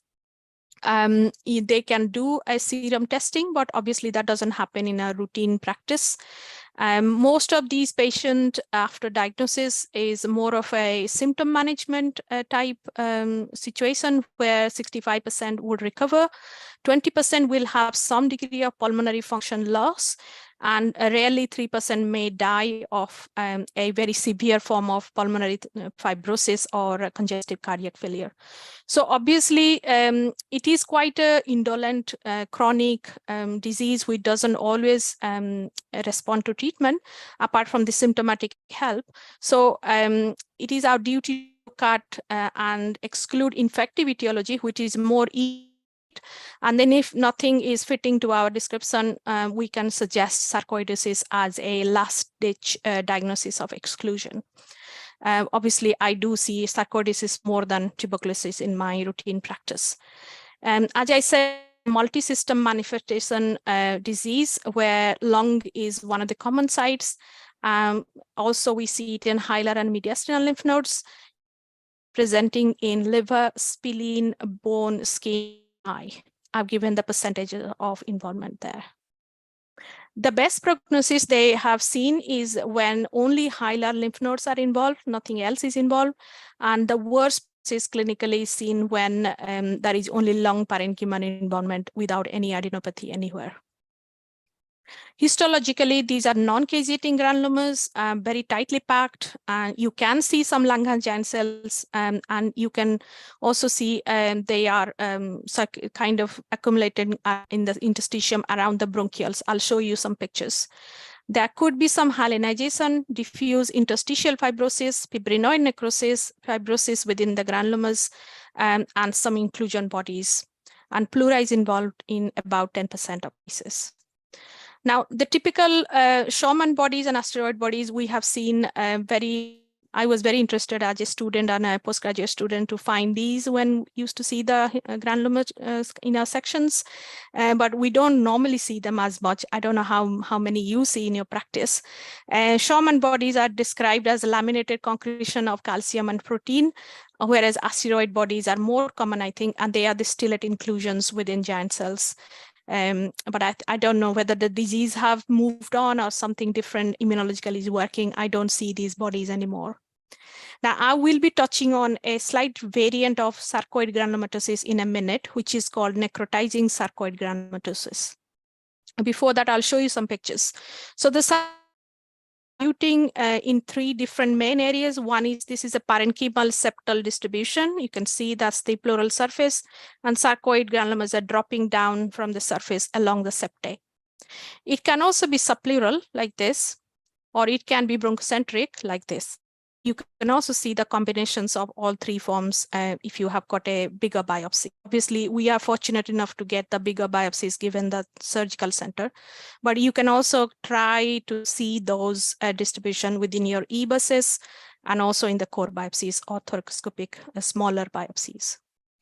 What's the differential of sarcoid? A range of things enter into differential. Obviously, these are non-caseating granulomas. So think about atypical mycobacteria.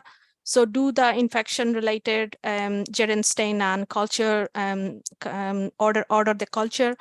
Also think about occupational history, exposure to beryllium, and also definitely think about Hep sensitivity pneumonitis. Sometimes fungi in the early stages of involvement can give rise to non-caseating granulomas. So that enters into differential diagnosis. And also think about talc inhalation or talc treatment, and also people who use intravenous drugs. They can produce such type of granulomas. Now, to touch on the necrotizing sarcoid granulomatosis, this is a rare condition, and some people even have a bit of a dispute if this is a distinct form of sarcoidosis. It does affect, it is often mild or no symptoms, and it does respond to steroids and immunosuppressive drugs. It will resemble tuberculosis because of presence of necrosis, and also remember vagus will also enter into differential diagnosis. Now, this is diagnosed when we haven't found a cause. So negative culture, negative histochemical stains, but features kind of point towards a sarcoid-like appearance. So I've taken the help from some of the articles in histopathology to share these pictures with you. So in a low magnification, they would present as very necrotic foci there. There will be giant cell vasculitis, and on elastic tissue, you can see the rim of the blood vessel highlighted by the EVG stain, and this whole vessel is filled up by the necrotizing granulomas. Differential diagnosis, as I mentioned, the main differential is vaginous granulomatosis, which is, again, you see the geographic granulomatosis, necrotizing granulomatosis with vasculitis, and obviously infection has to be ruled out first. Now, what is vaginous? We have seen cases of vaginous both in small biopsies and resections, and also from the nose area. They present as systemic necrotizing vasculitis and classically have a triad of upper and lower respiratory tract involvement and involvement of the kidneys in the form of glomerulonephritis. Commonly, the patient will have fever, malaise, weight loss, cough, chest pain, and hemoptysis. X-ray will show multiple cavitating nodular densities, and frequently there will be changes seen in lung in the form of consolidation or sometimes even solitary nodules. These days, most clinicians would have done the workup testing for C-ANCA and P-ANCA so that they have a if this is vaginous, and they would have also sometimes do the other antibody testing. So I actually don't see as many biopsies with query vaginous these days, but I do remember during my training time in UK, which would be about 10-15 years ago, there will be a question mark vaginous. So I do have seen more biopsies in the past than now. The ANCA is a perinuclear ANCA, which is and it will correspond to the anti-myeloperoxidase antibodies in about 5 to 10% of cases. Now, when the diagnosis is done, and we are all sure this is Wegener's, it is a combination of steroids and immunosuppressive drugs for most patients. And the common histological manifestation will be a combination of necrotizing granulomatous inflammation and necrotizing vascular. These necrotizing inflammation are very large areas of geographic with palisaded histiocytes, and they are like jigsaw puzzles. They are far more irregular than the necrosis we have seen with tuberculosis. Described as dirty nuclear debris in the center of these necrosis. Distinct multinucleated giant cells with dark nuclei and dense can be seen, and in smaller microscopic microabscesses like necrosis with a round irregular configuration can also be seen. Suppurative granulomas rather than the geographic necrosis, and sometimes the collagen becomes so necrotic that it gives you that glassy, ropey appearance under the low power with a dim light. So you can sort of look at other parenchymal changes as well. Wegener's is associated with background fibrosis, so it does damage the lung parenchyma to a large extent, and obviously it is also involved with vasculitis. Eosinophils present, but not as numerous as the other conditions like jerk stress. Differential diagnosis, definitely think about infection. Differential diagnosis given the large area of necrosis. So definitely this has to be worked up for possible mycobacterial infection. This an atypical mycobacteria. Do rule out fungus, look around and do the and see if there is an, and definitely talk to your clinician and send for infection. Then everything negative, and if there is a degree or a diagnosis of Wegener's. These are some pictures. So this is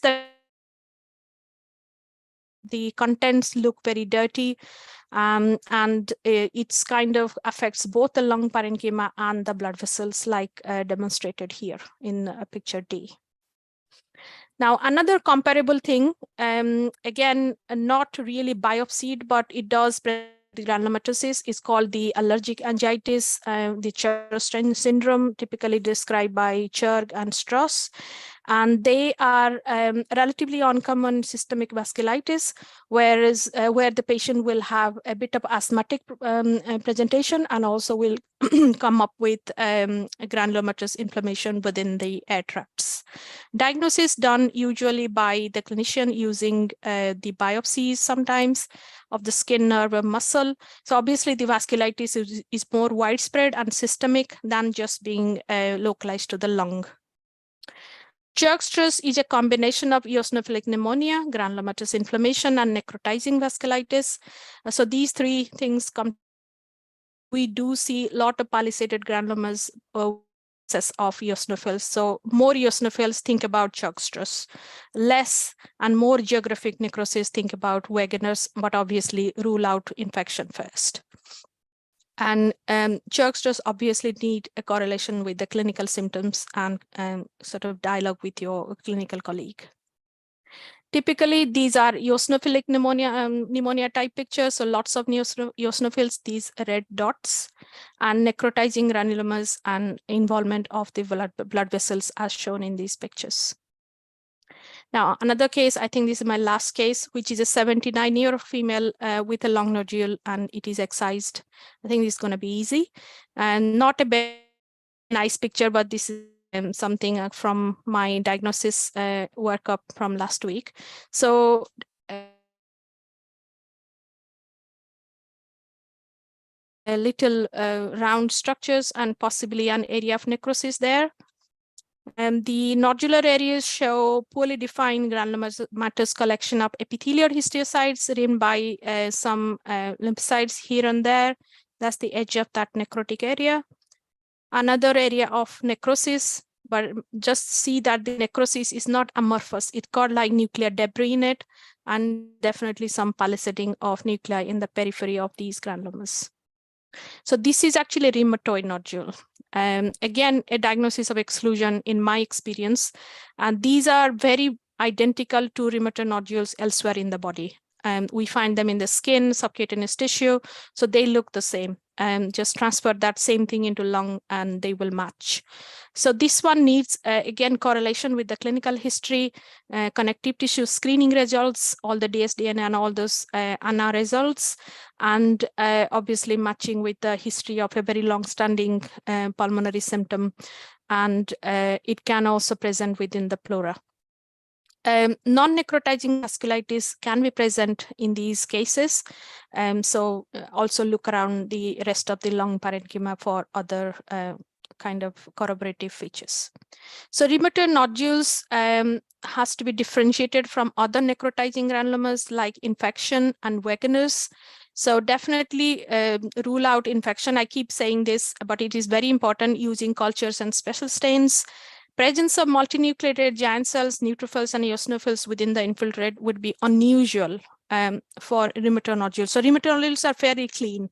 So it's only necrosis, palisaded histiocyte with a tiny amount of giant cells, but you wouldn't find the really abundance of any other infection agents.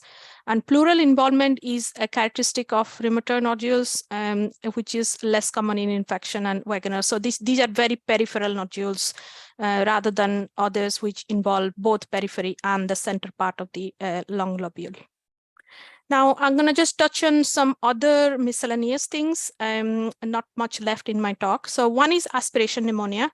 These are due to a foreign body type giant cell response to food or particulate matter. Like I said, the foreign body is the most common, and these are usually the exogenous vegetable matter. These material go into the kind of areas around the bronchial, and these are sort of food things that are inadvertently gone into the respiratory tract. So these individuals are either dependent on feeding, they are not probably exercising much. They are usually the looked after people, really elderly people, or they have some kind of disability. So in those cases, do suspect aspiration pneumonia. And the diagnosis depend on identification of material within the inflammatory reaction. Sometimes we do see the vegetable matter with very thick walled fiber-like structures. And you can also see other food debris like skeletal muscle and other foreign substance like talc and cellulose, or some things like something called crosspovidin. So these latter things are oral medications, and they sometimes get swallowed accidentally, and they undergo organization and sort of foreign body response around those areas. So this is a typical picture where there is a foreign body there, which is engulfed by foreign body giant cells and histiocytes building up around that. And they are usually close to the main airways, just to show you the location of these granulomas. So a summary, basically histologic identification of granulomatous inflammation is a very helpful in a predictor diagnostic etiology. So we do have a role as a surgical histologist or even cytopathologist. Histologic patterns are important. Are these foreign body granulomas? Are these necrotizing? Are these non-necrotizing? Are there suppuration like abscess-like change, or are these just diffuse histiocytic reaction, not forming any granulomas, but sheets of histio? So look around for the structure of the granuloma, where they are, what are they composed of, so that you can then narrow your clinical differential diagnosis. However, in addition to that, always do the special stains, as I have shown in the beginning of my talk. Common ones are Gill-Nielsen stain, PA stain.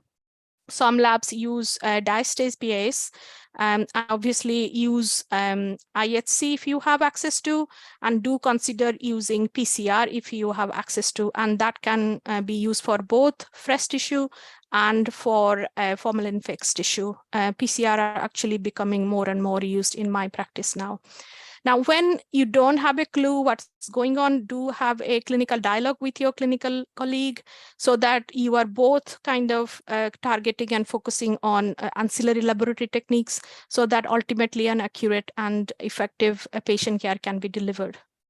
So I'll leave you with this flowchart. This is taken from Modern Pathology from a few years ago. So definitely when you find a granuloma, trying to do your culture or frozen tissue, whatever is there, if you find an answer, well and good, well done. If you not find anything in the culture, then look at any specific diagnosis you can pick up from the tissue, then that closes your loop. If not, use other special stains. If special stains become positive for any kind of infection agent, yes, you got your diagnosis. If nothing is working, then think about other studies being done, PCRs and ISH and other things. Sometimes we don't actually get a diagnosis, a definite diagnosis, so they remain as undetermined. So these cases keep coming back and back, multiple times biopsy is taken. And finally, you would see that they've been labeled as sarcoidosis, at least in my experience. So I'll leave you there. Happy to take your questions and comments, if any. Thank you so much. And I did enjoy delivering this talk. Thanks. Thank you, Dr. Patnaik. That was an extensive covering of the topic with beautifully pictured cases from your file.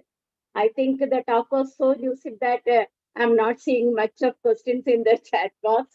So one question is there. Can I put it forward? Yeah, sure. Yeah. What is your experience on necrotizing sarcoidosis? You have told in the talk, but you can say how many cases you have seen like that. Yeah, it is interesting. Yeah, can you hear me? Yeah. So necrotizing sarcoidosis, like I said, it's not common. So when you see necrosis and granulomas, definitely think about infection first. Rule out tuberculosis. That's the commonest, especially in Indian setting. That's the primary bread and butter. You need to rule out tuberculosis both by culture and doing the sputum AFB if that you have access to, or AFB on your tissue biopsy. If that's not working, don't always think if I haven't seen any organism, then it's negative. Don't think that. Sometimes our biopsies don't contain the organisms. So tuberculosis still remains a primary, very much a dominant diagnosis option. Now, when you have done and exhausted all your infection testing algorithm, but he still got a granuloma to explain, do think about necrotizing sarcoidosis, but then also has to be correlated with the radiological finding, because sarcoid granulomas have a very distinct distribution. They call that bead of strings or pearl of strings kind of thing. They just grow along the bronchopulmonary bundles along. So your radiology colleague might be able to help you and give you that clue. So it needs a multidisciplinary approach. Talking to a clinician and the radiologist. I wouldn't do that. Just me calling in sitting in my office and calling a necrotizing sarcoidosis. I'll go out and talk to my colleagues before I give this diagnosis, after I've done my workup. I hope that helps. Okay, thank you. And there is no other audience question. Can I, one more question has come up. On EBUS FNA, how often can we come down to etiological diagnosis for granulomatous inflammation with morphology alone, without the support of ancillary tests like serology, microbiology at the time of reporting? Yeah, that's a good question.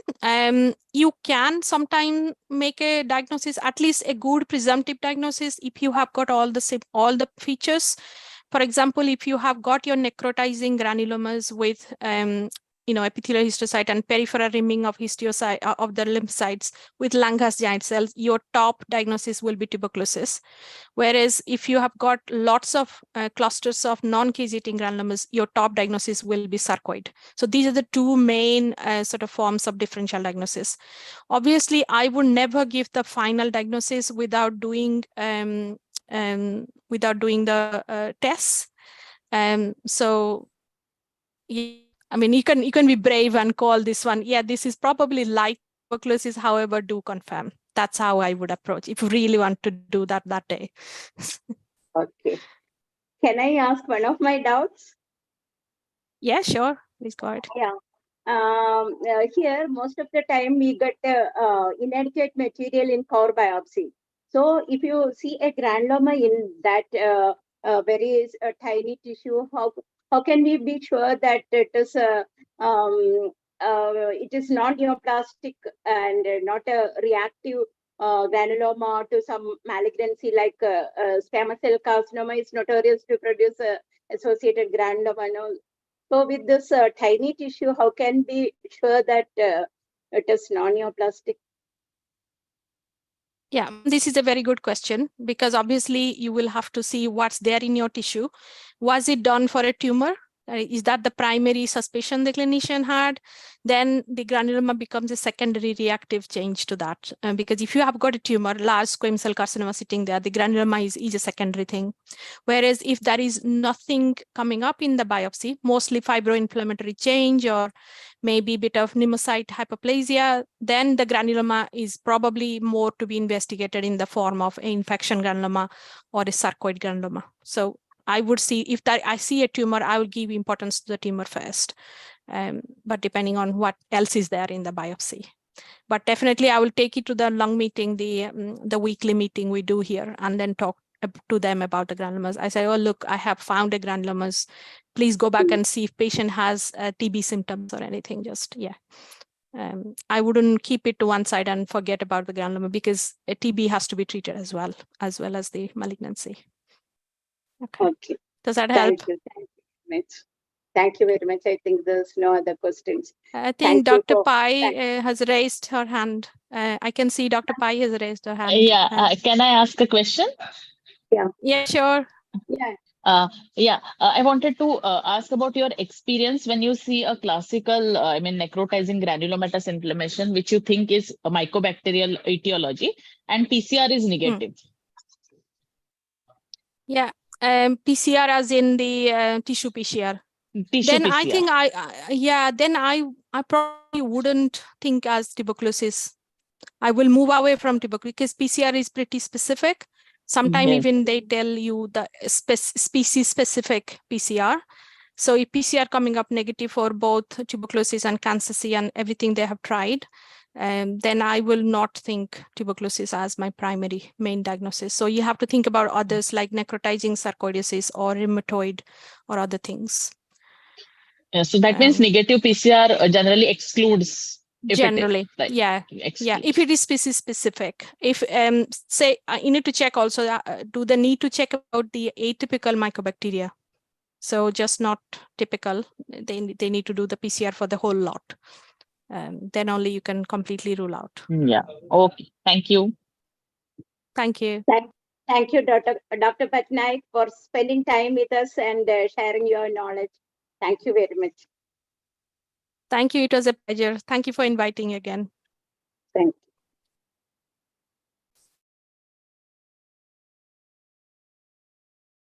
Sir, you're muted, sir. Yeah. Thank you, Patnaik, for joining us with IAPM Kerala Chapter. Okay, we are looking forward for further association in the future, right? Okay, thank you. Thank you. I'll be on the line also. I'll be listening to the third one. Yeah. Thank you so much.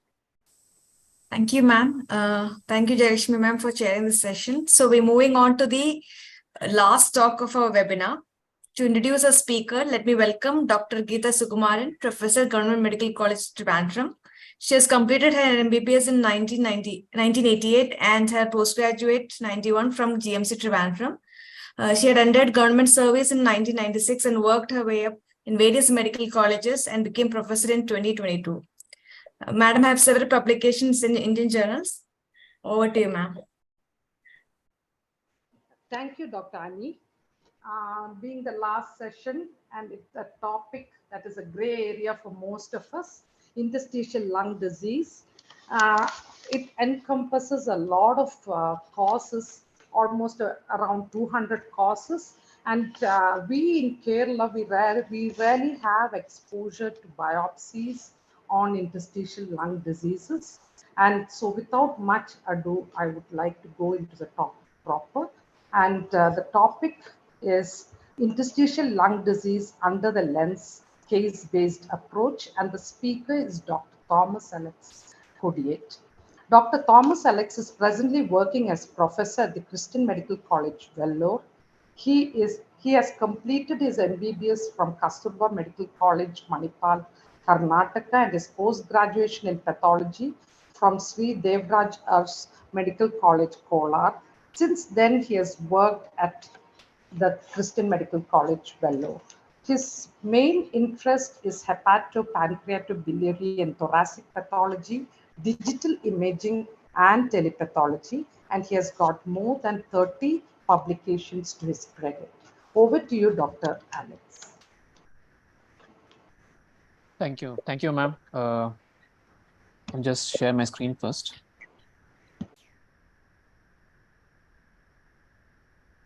Is my screen visible?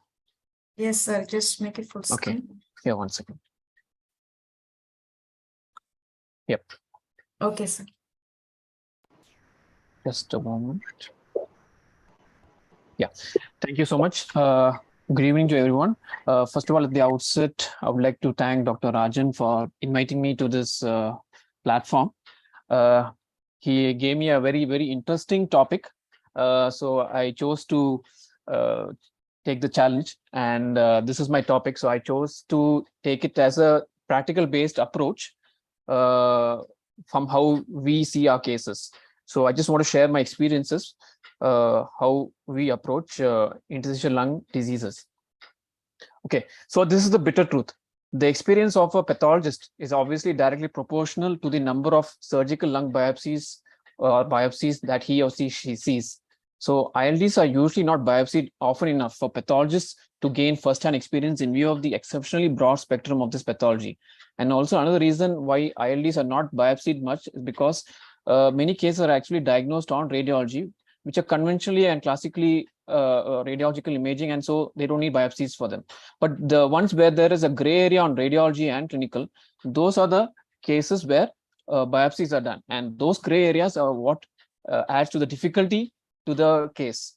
So the outline of my talk would be basically centered on how to basically approach ILDs with the type of sampling. This will probably take maybe around 10 minutes. And then the next 30 minutes after that, just a few case-based scenarios, how we approach our ILD cases. Okay, the most important thing for ILDs is it is not a single discipline. You need to have a multidisciplinary approach. Clinical details, you need to have a lot of radiology details. You need to know as a pulmonary pathologist, you need to know the radiology, you need to know the findings radiology so that it correlates with the pathology. So there's a clinical path and radiological approach here. And obviously the type of biopsy matters in ILDs, because in a small biopsy like transbronchial lung biopsy, it's difficult to make a diagnosis of UIP and those sort of diseases. So the type of biopsy matters as well. Okay. So without proper clinical details, lab investigation or radiology, more or less the diagnosis is going to be rubbish. So obviously you need to have a good teamwork, and then the diagnosis will work out. Okay, before I start the approach, just a brief anatomy, how the lung, basically I'm just showing you the basic distribution. So because most of these ILDs, especially when you see these distribution of radiology and pathology, you'll actually figure out what disease it is. For example, this is where the center of the lobulus, that's a bronchovascular bundle, and this is the subpleural region and intralobular septa. So why I'm talking about these areas is because some of these diseases affect particular areas. For example, the sublymphatic route is usually involved by sarcoidosis. So when you see a sarcoid imaging, the radiologist will say that there are nodules seen along the lymphangetic route. And suppose it's a case of UIP, they will say that there is a subpleural involvement with a lot of fibrosis, with a lot of reticulations and arcuate distortion. So that's why this histology and basic gross anatomy is important to know the distribution, because distribution matters to the diagnosis, because most of these things have a lot of overlapping findings. So hence the clinical path and radiology correlation is a must. Okay, this was one landmark paper produced by Indian Association of Oncology, wherein published in Lung India, wherein they talked about the biopsy samples and how you should report them, and how like in a sense what is adequate and what is not adequate. For example, most of the biopsies that we get are transbronchial lung biopsies, but to diagnose ILDs you need a bigger surface area. For example, in the past, it used to be the surgical lung biopsies, VATs. Nowadays, this is coming up. That's a new technique called cryo transbronchial lung biopsies. So is it useful? Does it provide enough tissue for the pathologist? So because of the bigger tissue area and surface area, diagnosed yields are much better than small transbronchial lung biopsies. And there is a high confidence and very good inter-observer variability index seen. And extremely useful when you have a large surface area, because some of these ILDs, the changes are very focal or patchy. So hence these big surface area tissue biopsies are very useful. And the paper, it does give some consensus on the recommendation of how many specimens to be obtained. So they have recommended at least 4 tissue specimens, with each of these 4 specimens at least being 0.5 centimeter in diameter. And how many lobes or segments you sampled? They have actually said at least 2 lobes for 2 different lobes. And if it's the same lobe, different segments of the same lobe, because as you know that ILDs can have varying pathologies in different areas. So that's important to sample different areas. This is the other reason is sometimes patients with UIP can show NSAP-like areas. That is the reason why you have to sample from different looking areas. And what is the minimum size? 0.5 centimeter per specimen. That's what the expert group has said. And they have also said that to call something adequate in this cryo TBLBs, the minimum number of alveoli need to be around more than 100 alveoli per specimen to be adequate. Okay, so what is the pathologist ILD approach under the microscope? So the main thing is the type of sample. That's the main thing. So first thing is the sample, and then clinical radiological in details. Radiology is extremely important, because you don't report a case of ILD without knowing your radiology details, because that is quite important. Okay, from the pathologist perspective, first thing is to start off is in the scanner or low power magnification. Start assessing the pattern. So there are different patterns. You assess the pattern in low mag scanner view. Then you assess the common patterns. See if those patterns are there. Fibrotic pattern, cellular pattern, nodular pattern, cystic pattern. The common ones are the fibrotic and the cellular patterns. And notice where the distribution of pathology is. Is it centrilobular? So I showed you in that cartoon diagram. Is it in center of the lobule, or is it airway centered distribution, or bronchovascular pathology, or is it within the interlobular septa? So all these distributions are important. Then are there any airspace changes? Meaning there are any contents like macrophages, giant cells, granulomas. Are they seen in those airspace changes? Are there fibroblastic foci in interstitium? Assess the lung parenchyma away from the fibrotic or cellular infiltrate, and see if there is an organizing pneumonia in the background. So if you see a fibrotic pattern, you need to see additional points like, is the fibrosis associated with temporal heterogeneity? So I'm bringing out these terminologies because these terminologies will be important in the various cases we see. So what is temporal heterogeneity with respect to fibrosis? So it just means that some areas have mature fibrosis, another area has immature fibrosis. That's the meaning of temporal sequence of heterogeneity in fibrosis. Spatial heterogeneity of fibrosis means there's patchy framework of fibrosis. In the sense, there is fibrosis in one area and immediately admixed with normal lung. So that is patchy geographical heterogeneity of this fibrosis. Then presence or absence of this honeycomb remodeling, which I'll come to it a bit in the case.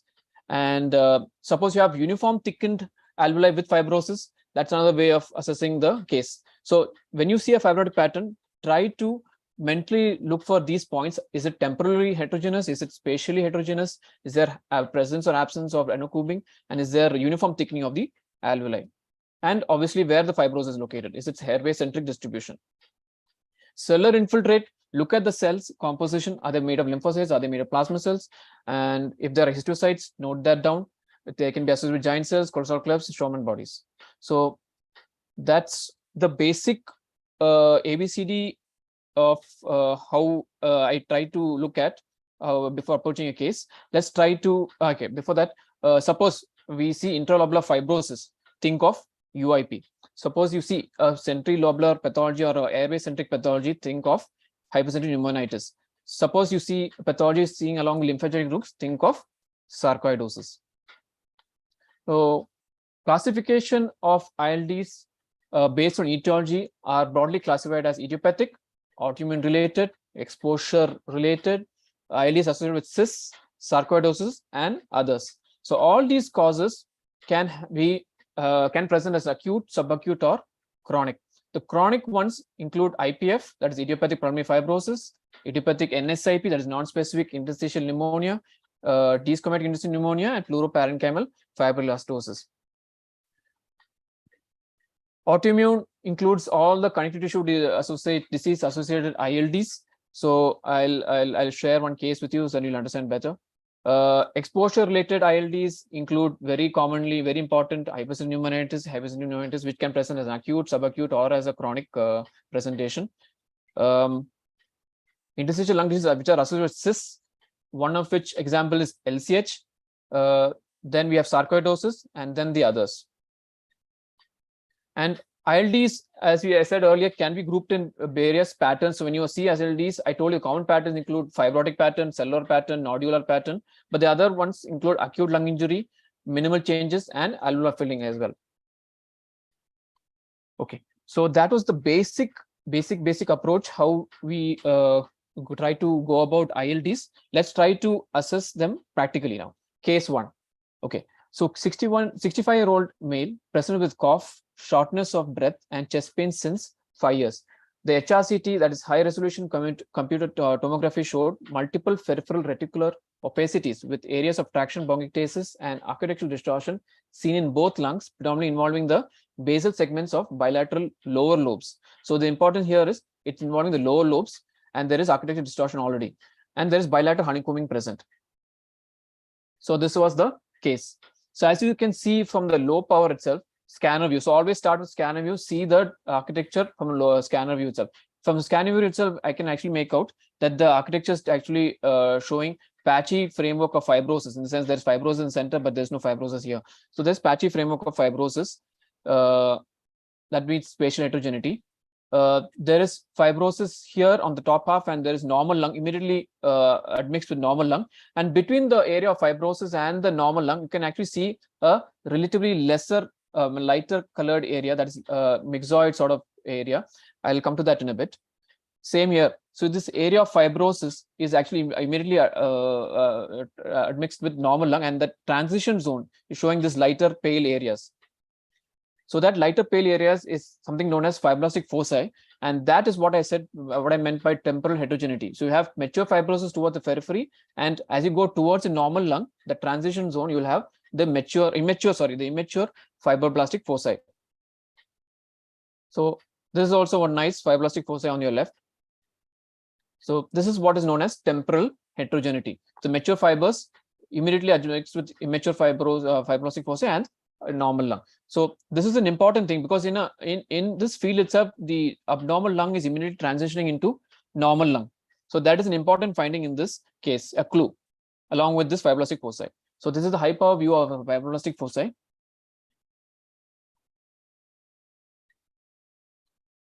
Okay, so some of you might get confused. Is it a fibroblastic plug of organizing pneumonia, or is it fibroblastic focus? So the important thing here is the fibroblastic focus or the foci is actually loose granulation tissue sitting right underneath the pneumocyte epithelium, and it is a loose granulation tissue, and the nuclei usually lying parallel to the alveolar lining. Okay, this is another area of the same biopsy near the pleural side, wherein you can see this dilated, cystically dilated spaces. So these were probably the honeycombing spaces seen on the radiology. And these are furthermore honeycombing cystic spaces. Now, the honeycombing cysts are nothing but these abnormally dilated cystic spaces lined by metaplastic respiratory epithelium, as you can see in this high power field. And this particular area will have a lot of mucus in the lumen, will have inflammatory cells, will have giant cells. So that's important to note here. Okay, this is another area of the biopsy where you can see the bronchioles are dilated. So it's known as something known as traction bronchiectasis. Okay, and this is a picture to show you the subpleural fibrosis. So all in all, in addition to that, obviously the pneumocytes are getting damaged here. So you will have reactive type 2 pneumocyte change. So all in all, you're having this fibrosis with which is showing temporal heterogeneity, which is showing spatial heterogeneity. That means for a patchy framework of fibrosis, you're seeing the normal fiber. Sorry, you're seeing normal lung with between the normal lung and the fibrosis. You're seeing the immature fibroblastic focus. You're seeing honeycomb spaces.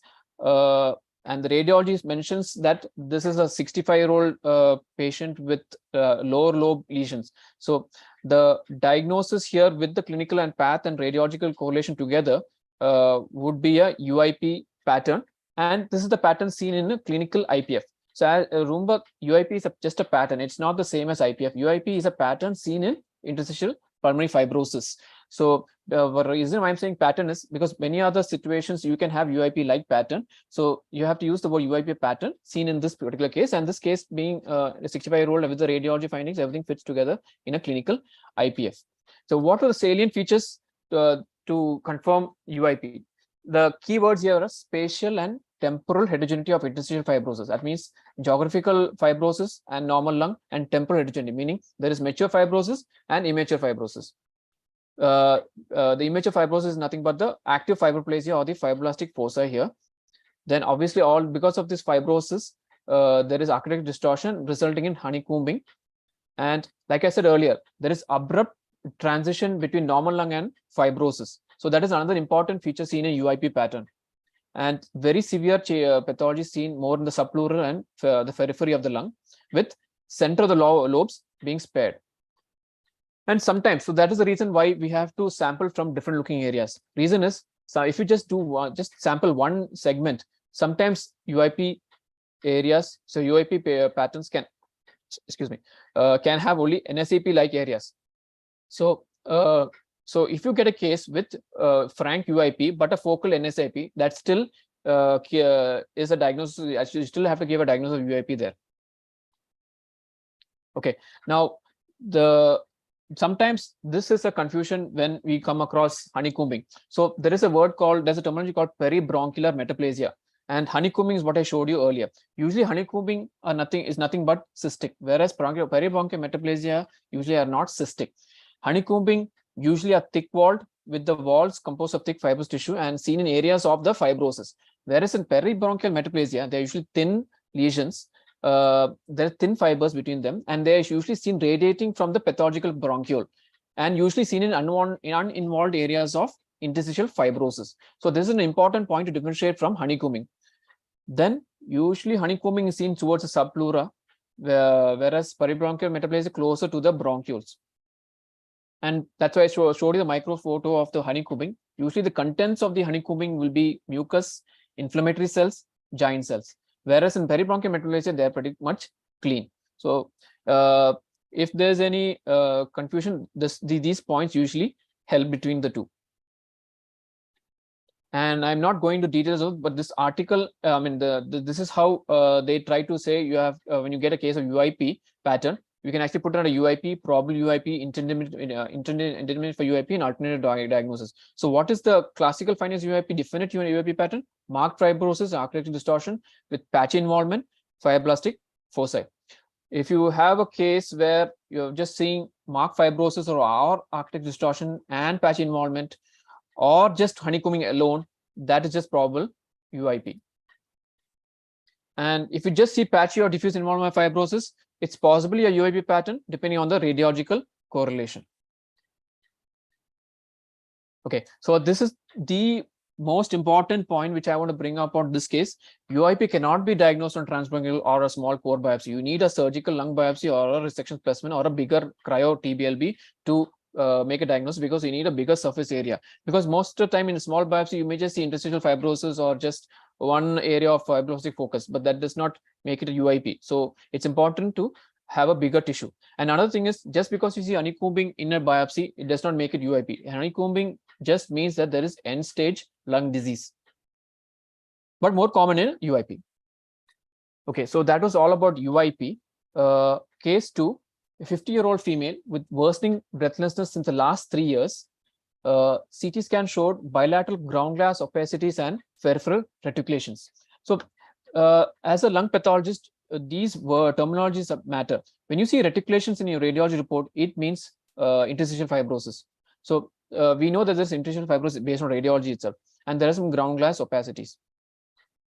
So this is the scanner view. As you can see, there is some pathology that is involving the interstitium. The interstitium is basically busy here with blue cells and fibrosis. So there is fibrosis, there is infiltrates in the interstitium. Another picture showing the thickening of the interstitium, but the thickening here, as compared to the previous case, they are all uniformly thickened with either fibrosis or the inflammatory cells. So a little more higher power view. Again, you can make out the uniform thickened fibrosis and inflammation. So again, same thing, inflammation within the interstitium.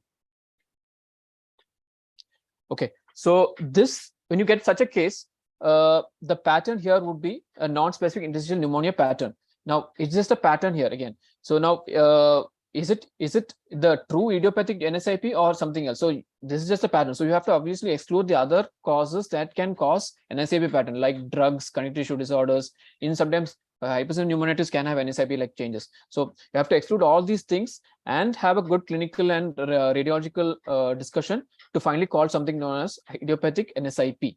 But this pattern, if you get in the biopsy, it is NSIP. Compared to the first case, here the fibrosis and the inflammation is pretty much homogeneous. So as you can see, it's throughout the low power, you can see throughout the interstitium it's there. There is no patchy fibrosis, there's no patchy inflammation, just throughout.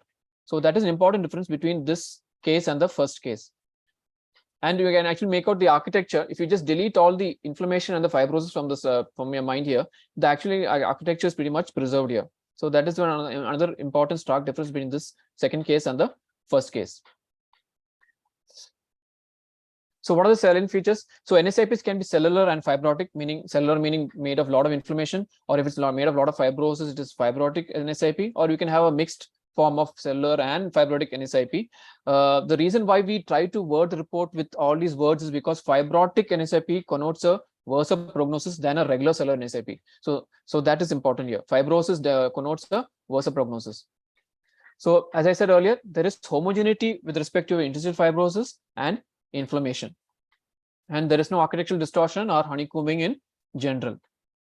Okay, an important point here is I mentioned about connective tissue disorders also associated with NSIP like pattern. So if I had seen this case with a lot of lymphoid follicles and germinal centers in the interstitium, you have to check with your clinician and go for those MDTs and figure out and see the detail if there is an underlying connective tissue disorder. Okay, so suppose you have a fibrotic NSIP and UIP. So this is the one of the common reasons why radiology, the clinician does a biopsy. So on a radiology, sometimes it's difficult to differentiate a fibrotic NSIP versus a UIP. So those scenarios, they do a biopsy. So how do you differentiate? So as I said, the fibrosis is usually patchy in UIP, whereas in NSIP is usually homogeneous. Architectural distortion is usually absent in NSIP, whereas it is present in UIP. Honeycombing usually absent, but there are a few cases of NSIP that may be present, but usually it's absent. And in UIP, it is characteristically present. Fibroblastic foci, another key important point, usually sparse to non-existent in fibrotic NSIP, whereas it is present in UIP. Fibrosing pattern, like I said, it is homogeneous in NSIP, whereas in UIP, it is usually patchy and more severe under the pleura. Okay, so hopefully with these two cases, classic cases, we could understand how UIP looks like, UIP pattern looks like, and how NSIP pattern looks like. Case 3, 59-year-old male came with history of cough and dyspnea since 6 months, shop owner by occupation. CT showed irregular reticular lines, subtle ground glass opacity, and significant architectural distortion in the form of honeycombing, traction, bronchictasis, and bronchiectasis with subpleural predominance seen bilaterally. Changes were most severe in the upper lobes. Okay, so from the radiology itself, we can make out that there is definitely architectural distortion itself. Where there is honeycombing and traction bronchiectasis, there's already architectural distortion there, and the changes are more severe in the upper lobes. So remember, in UIP, the changes are always severe in the lower lobes. So this radiology picture can be seen in UIP, but the location is not fitting in a UIP. So this is how I think before I see the slides. So the location is wrong, but the findings are more or less similar to a UIP. So that's the reason why they did the biopsy. Okay, so here from the scanner view itself, you can make out there is definitely fibrosis going on, and it is not uniform fibrosis. There is a lot of fibrosis on the left, and it is coming down in amount, and there's almost normal lung on the right. And this is a dilated bronchiole, and you actually make out that there is dilatation. Probably this is traction bronchiolic cases, and there's also inflammation sitting around the bronchiole. And there was one focus of fibroblastic focus. Like I said, fibroblastic focus is nothing but this loose granulation tissue sitting right underneath the pleural epithelium. All these findings were actually closer to these sort of bronchioles. Another finding was, again, dilated bronchiole with inflammation around it. So there is definitely some sort of bronchiolitis or sort of follicular bronchiolitis happening here. And in this picture, again, another bronchiole which is involved, and you can actually make out this loose, again, fibroblastic focus sitting here, sitting right under the epithelium. So again, there is a fibroblastic focus sitting here, right underneath the respiratory, under the respiratory or under the bronchiole, with again inflammation around it. These distributions are important. I'll come to it in a bit. Peribronchial fibroblastic focus. So again, this is just to show you the peribronchial chronic inflammation around the bronchiole. Okay. So far, I've just shown you the patchy fibrosis with fibroblastic focus sitting around the peribronchial region and peribronchial chronic inflammation. Now, in this low power, you can also make out some other pathology, like here, this, and this. So those are actually interstitial granulomas, and some of them are also located here. So on your right, you can actually make out there is a probably respiratory bronchiole-like structure, and this granuloma sitting next to it. So it's actually peribronchial in location, and this granuloma is also having some cholesterol clefts within it. And most of the granulomas which I showed you so far were all interstitial. This particular one was sitting in the airspace.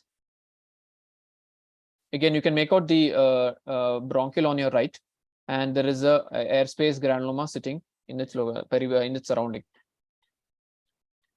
Airway centric distribution. So basically what it means is there's an airway centric distribution of the pathology. So far all these points here so far have been pointing towards the airway centric distribution.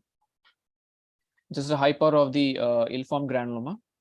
So the diagnosis is pretty much straightforward. When you have an airspace centric pathology in a context of ILD, one of the most important differential is hypersensitive pneumonitis.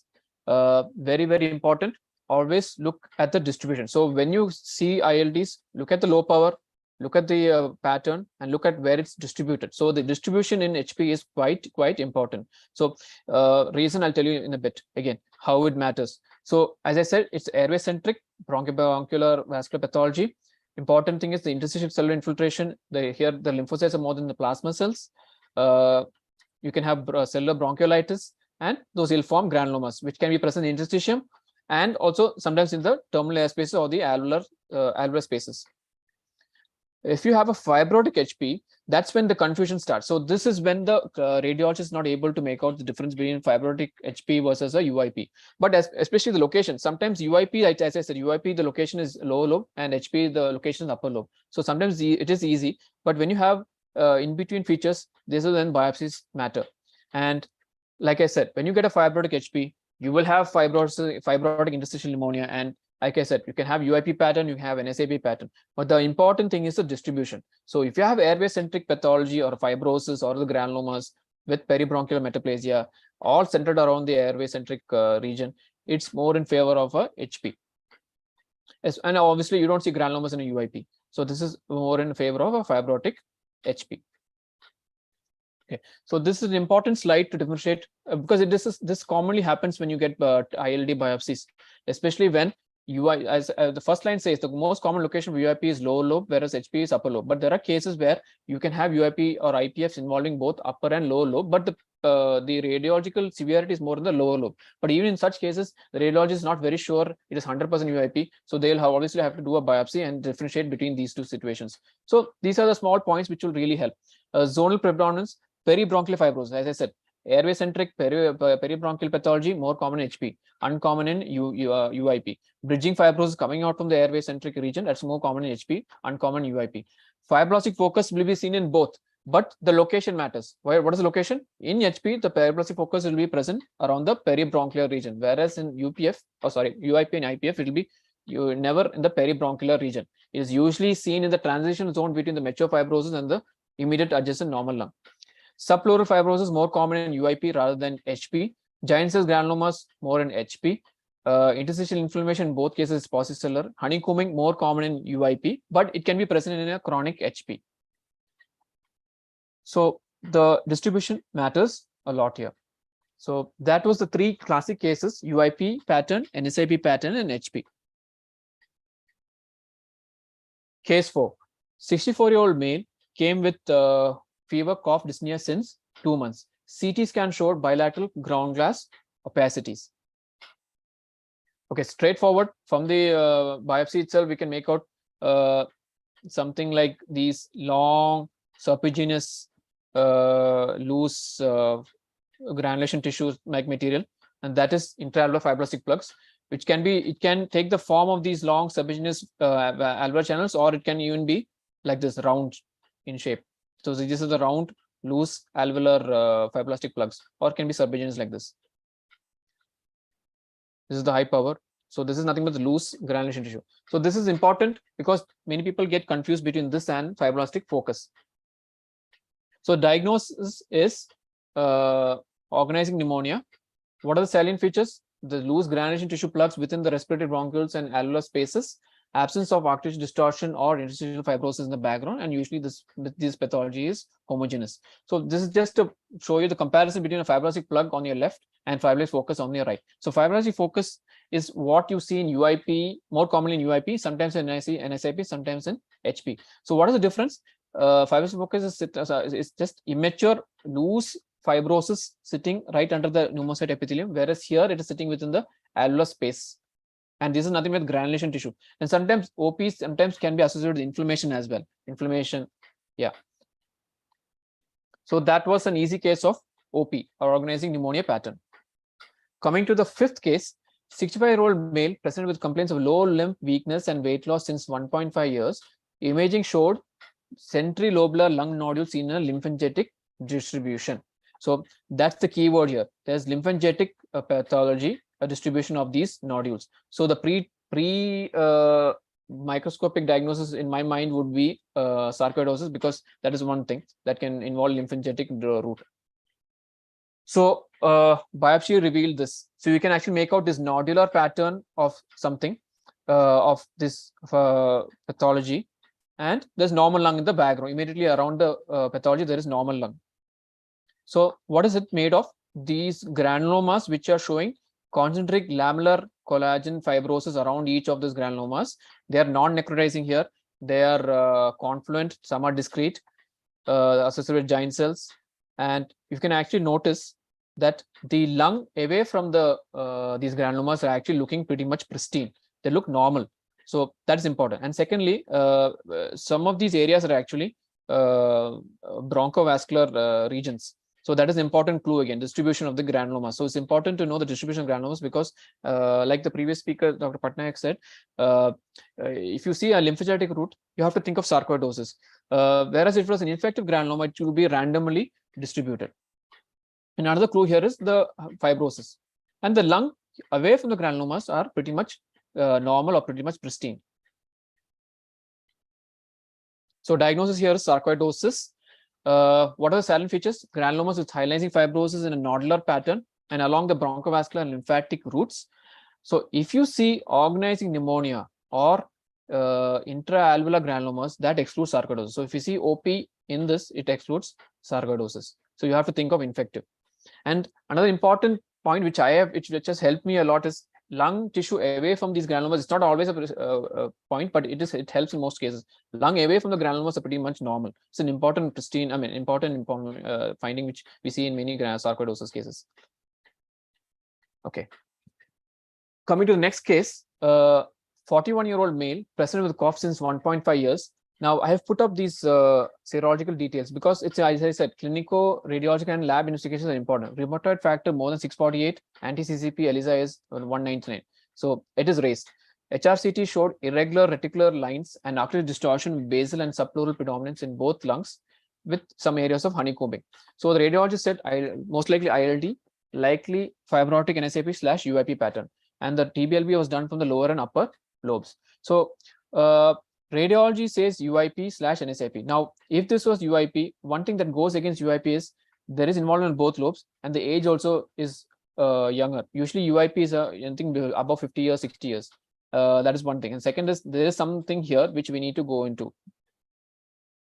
Okay, so again, from the pictures, you can see there is the architecture is definitely distorted. You can make out these distorted areas, and there is the interstitium is markedly expanded. There is inflammation. There is fibrosis, which is actually some areas it's patchy, some areas it's diffuse, and you can actually make out there is traction bronchiectasis. There is NSAP-like findings. There is, as I said, there is traction bronchiectasis. There's a lot of inflammation. There is these darker blue cells where I'll show the power. Before that, there is a fibroblastic focus sitting here. So there are a lot of mixture of findings. There is UIP-like findings. There is honeycombing findings. There is NSAP-like findings. There are these lymphoid follicles seen in the background. There is honeycombing, as I said earlier. This dilated bronchial has inflammation in the wall. There is lymphoid follicles with germinal centers. So a lot of things. But the lymphoid follicles with germinal centers in many of these areas actually push towards the probable cause of this case. So again, this is on lymphoid follicle, which is a probable germinal center in the lung tissue, interstitium. So the diagnosis here. So without the clinical serological details, and without the lymphoid follicles, it is just a mixture of so many things. So now when you get a mixture of so many things like UIP-like pattern, NSAP-like pattern, LIP means lymphocytic interstitial pneumonia-like pattern, you have to think of connective tissue disease associated interstitial lung disease, because these diseases associated ILDs can have varied mixtures of patterns. And this case was a case of rheumatoid arthritis, showing you the rheumatoid factor being very high and CCP also being high. So what are the salient features? How do you think of CTD-ILD? Obviously, the lab investigation is important here. The pathology-wise, it will have a mixture. It's not a uniform, pattern. It's a mixture of many patterns like UIP, NSIP. So that should give you a clue. Is it CTD-ILD? And this is an important point. Presence of lymphoid follicles in form of follicular bronchiolitis, lymphoid hyperplasia, or lymphocytic interstitial pneumonia should make you consider that there is a CTD-ILD in the underlying background. So that was CTD-ILD presenting as mixture of patterns. Moving on to my last case, 36-year-old male, chronic smoker, came with breathlessness and chest pain. History of recurrent episodes of pneumothorax in the past. An HRCT showed numerous thin wall cysts in both lungs, predominantly in the upper lobe.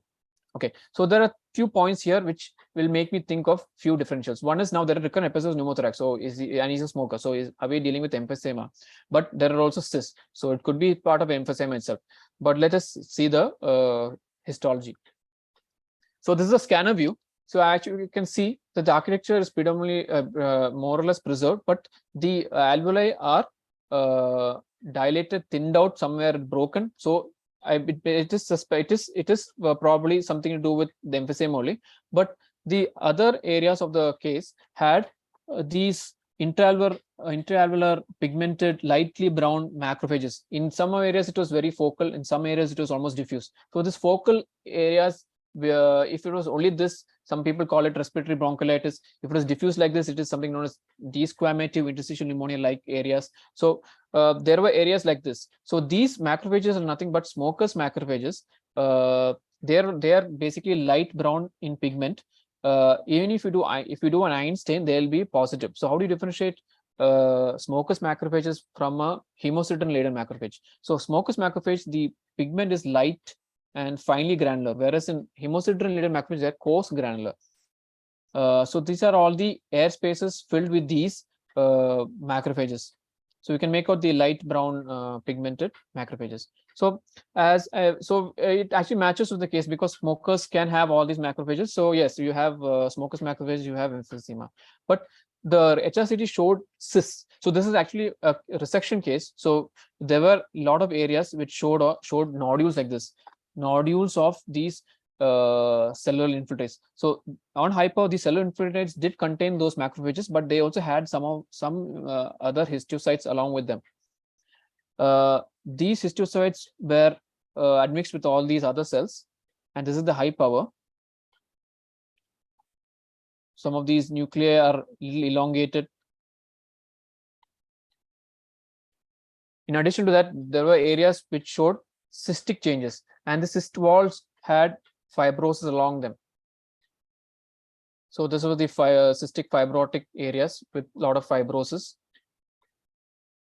collagenization, and another area which was cystic, and the wall of which showed highly inflamed cellular infiltrate. And that again had these lymphocytes and elongated nuclear histiocytes which looked elongated.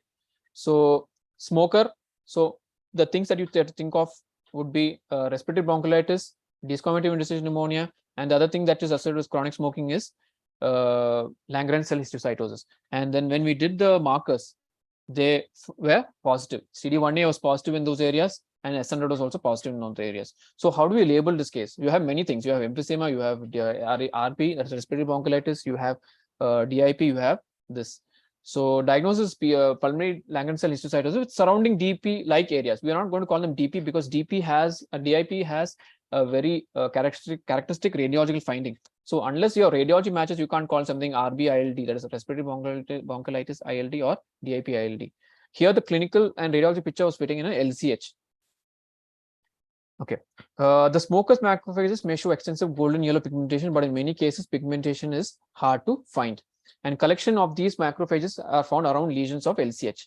And because LCH is a disease of smokers, LCH biopsies may also have focal DIP-like areas and smoker respiratory bronchiolitis. So you have to be aware of this.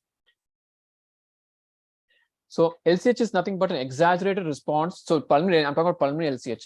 Pulmonary LCH is an exaggerated response to smoking and usually not a clonal lesion, except in a few cases. And it can have an early cellular phase where it forms cysts and can have a late scarred phase with fibrosis, but you can have a mixture of both as well.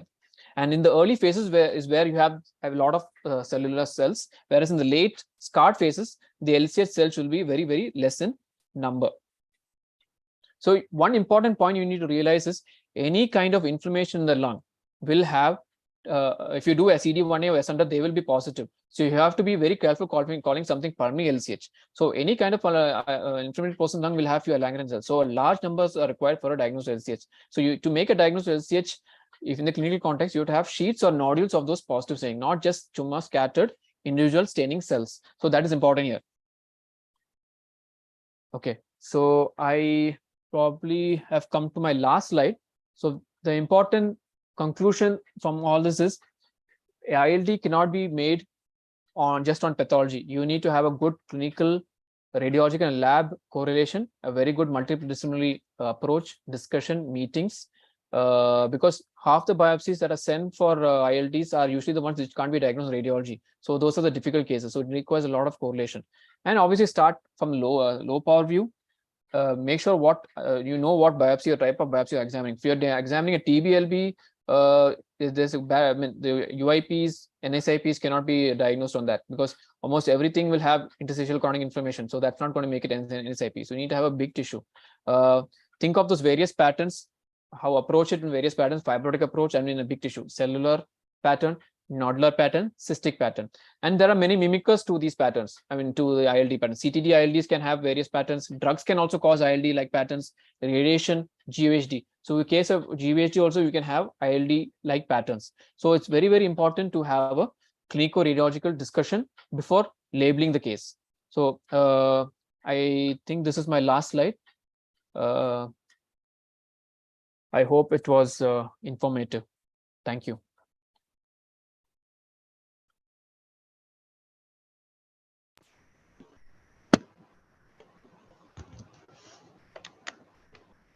Dr. Alex, thank you for the enlightening talk and throwing some light on the subject. Are you ready for a few questions? Sure. Okay. One of the questions is, please explain fibroblastic plug versus fibroblastic foci and how do you differentiate it histologically? Okay, so that is a very common and good question. So that is why I have put one picture. So fibroblastic focus and fibroblastic plug. So both have the word fibroblastic, but the difference between the two is one will be sitting within the alveolar space, that is fibroblastic plug. So that is nothing but a loose granulation tissue. Whereas fibroblastic focus, that will be sitting right underneath the pneumocyte epithelium, and those are actually made of loose immature fibroblasts. Okay, and those nuclei will be lying parallel to the nuclei of the pneumocytes. Whereas in plug, they are granulation tissue sitting within the alveolar space. So that is an important difference, and each of these findings mean a different pattern. Fibroblastic plug is seen in a OP pattern, whereas fibroblastic focus is seen in a more commonly in a UIP pattern. So that is a basic difference between the two. Another question is, does LCH always present with cysts?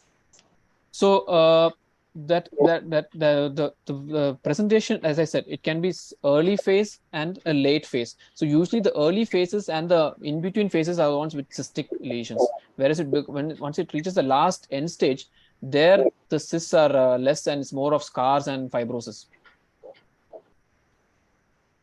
Okay. And now Dr. Patnaik she's raised a hand. She's got a question to ask, I think. Hi, Dr. Thomas. Am I Hi. allowed to ask just a question? Actually, more of a very curious about the scenario there.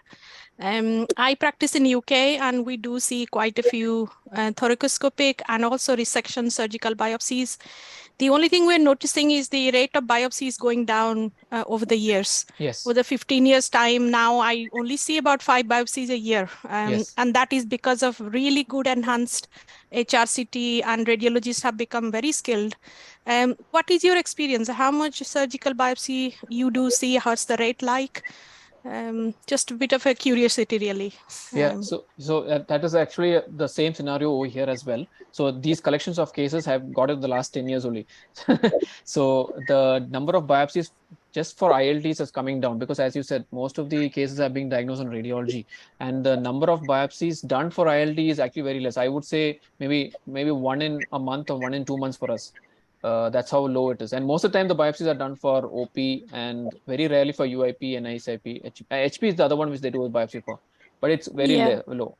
The concern is we are not able to train our future colleagues, Yes. and we probably will be the last generations who have seen plenty of these. So I keep pictures and lots of cases as much I can. Yes. And one other follow-up question, if I may. Please do you have any experience of post-treatment biopsies? Like antifibrotics been given, not responding, becoming resistant? What's the scenario there before they go for transplant? Yeah, so here we don't do transplants or lung transplants, and they usually don't do biopsies on post antifibrotic agents. So so the experience is pretty low here. I see. Okay. Right. Oh, thanks for that. It's good to see your talk. So really enjoyed it. Thank you so much. Thank you. So there is one more question, please. Can you explain the difference between honeycombing and peribronchial metaplasia again, please? Sure. That's a request from one of the. My pleasure. I just go back to the slide. So this I'll show you first. I'll show you the honeycombing.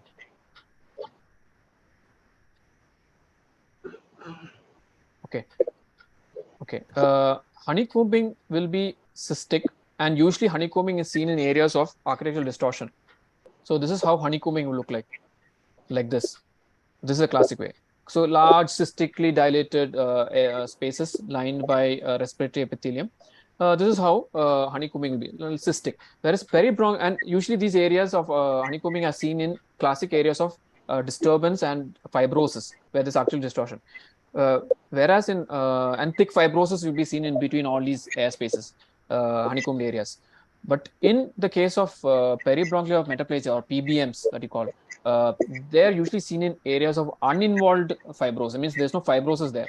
And usually those spaces or those PBMs usually radiate from a pathological bronchiole.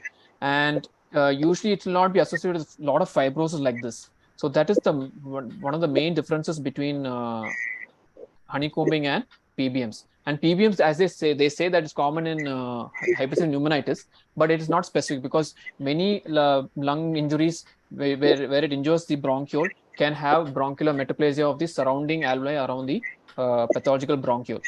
So, and the other thing is, as I showed in the picture, the honeycombing contains some mucus, right? Mucus in the lumen, inflammatory cells, giant cells. So those things are classical in honeycombing, whereas in PBMs, you don't see them. It's pretty much clean. Okay, thank you very much. Can I ask you one question? Do you do any special stains on these biopsies? Like for instance, if you do a meson trichrome or anything to differentiate between the the regular fibrosis and the immature fibrosis, which you see? Yes, that's a good question, and I do it at times. So it does it shows us the double tone nature, meaning the mature fibrosis is more dark blue, whereas the fibroblastic focus, which is showing will be lighter blue. It is an additional thing only, but it does not change my diagnosis, because even from the H&E itself, you can actually make up the paleness to the color to it. So even if you do an empty Mason trichrome, the mature ones will be dark blue, whereas this will be pale blue. It is just an additional thing. It is not going to change my diagnosis at all, because on H&E itself, it's easy to catch these dark and pale areas. Okay, thank you so much for this enlightening talk. Thank you once again. Thank you. Madam, there is one more question. One more question. Study on autopsy case. I didn't see that. 1 minute. Oh yeah, can we do the study on autopsy cases for ILD? Yes, as long as autopsies are done, we will definitely. I mean, the question is, can we do it? Yes, it's possible if autopsies are done. The problem is, as you know, over the years, the autopsies are coming down in number. So the experience of ILDs and autopsies are also coming down in number. As Dr. Patnaik said, even the biopsy per se itself is coming down in number. So, but it is possible, and I think it has been done before. But the rate of autopsies are coming down, and we don't do much autopsies here now. So experience is minimal from my side. And Dr. Patnaik has raised a hand again to ask a question. Yeah, it's just to additional sort of substantiate your comments, Dr. Thomas. And the autopsy rate is coming down because, again, the CT findings are helping. I would just say, if you have a biopsy for tumor, look around for ILD around that. If you have a resection for tumor, so don't lose the signs. So that's the thing, just hold on to it, otherwise will not. And ILDs, as we know, is the UIPs come along with squamous cell carcinomas. So yes. you're going to find some UIPs. So that's the place you can learn.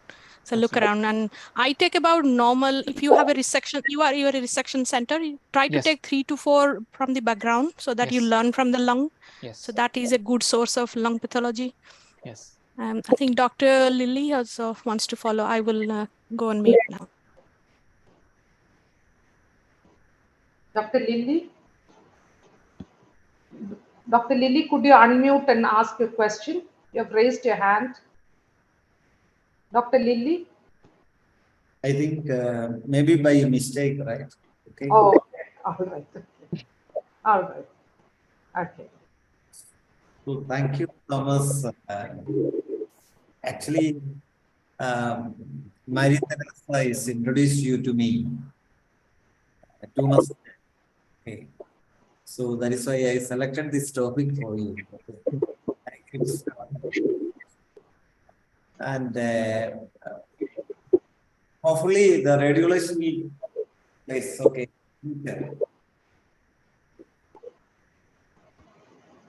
So we are coming to the end of our webinar, the 5th webinar we are conducting for IAPM Kerala. So this time also we get a good number, and you see that many are actually viewing this Facebook live also. So all are not coming to the platform. So can share this PowerPoint and the YouTube 1 week so that people are actually asking for that, because every time we are actually putting the YouTube for 1 or 2 weeks, then remove it. with your permission, because it is recorded, and with your permission, you can do like. Sure. Thank you, sir. What about ma'am? Is it okay for you? Say again, I couldn't catch your message there. I think the audio was a bit. Ma'am, do we have a permission to keep Yeah, your yeah. recording online? Yeah, for sure, some- sure. Thank you, ma'am. Absolutely. If you need the copy of my presentation, I can also email you. Okay. Thank you so much. I will compress it, lots of pictures. So I'll make it a PDF and email you. I'm If- happy Thank to you, be sir. shared. After that, Yeah. wait. Okay. Thank So, you. so we are actually coming to the end of the webinar, and thank you all the speakers. Thank you, Geeta. Thank you, Jayalakshmi, everybody. Thank you to two of you for giving me this opportunity. And I must especially thank Dr. Annie, because I was pestering her all along yesterday and today. Okay. So we end up with our national anthem. Let us wait for the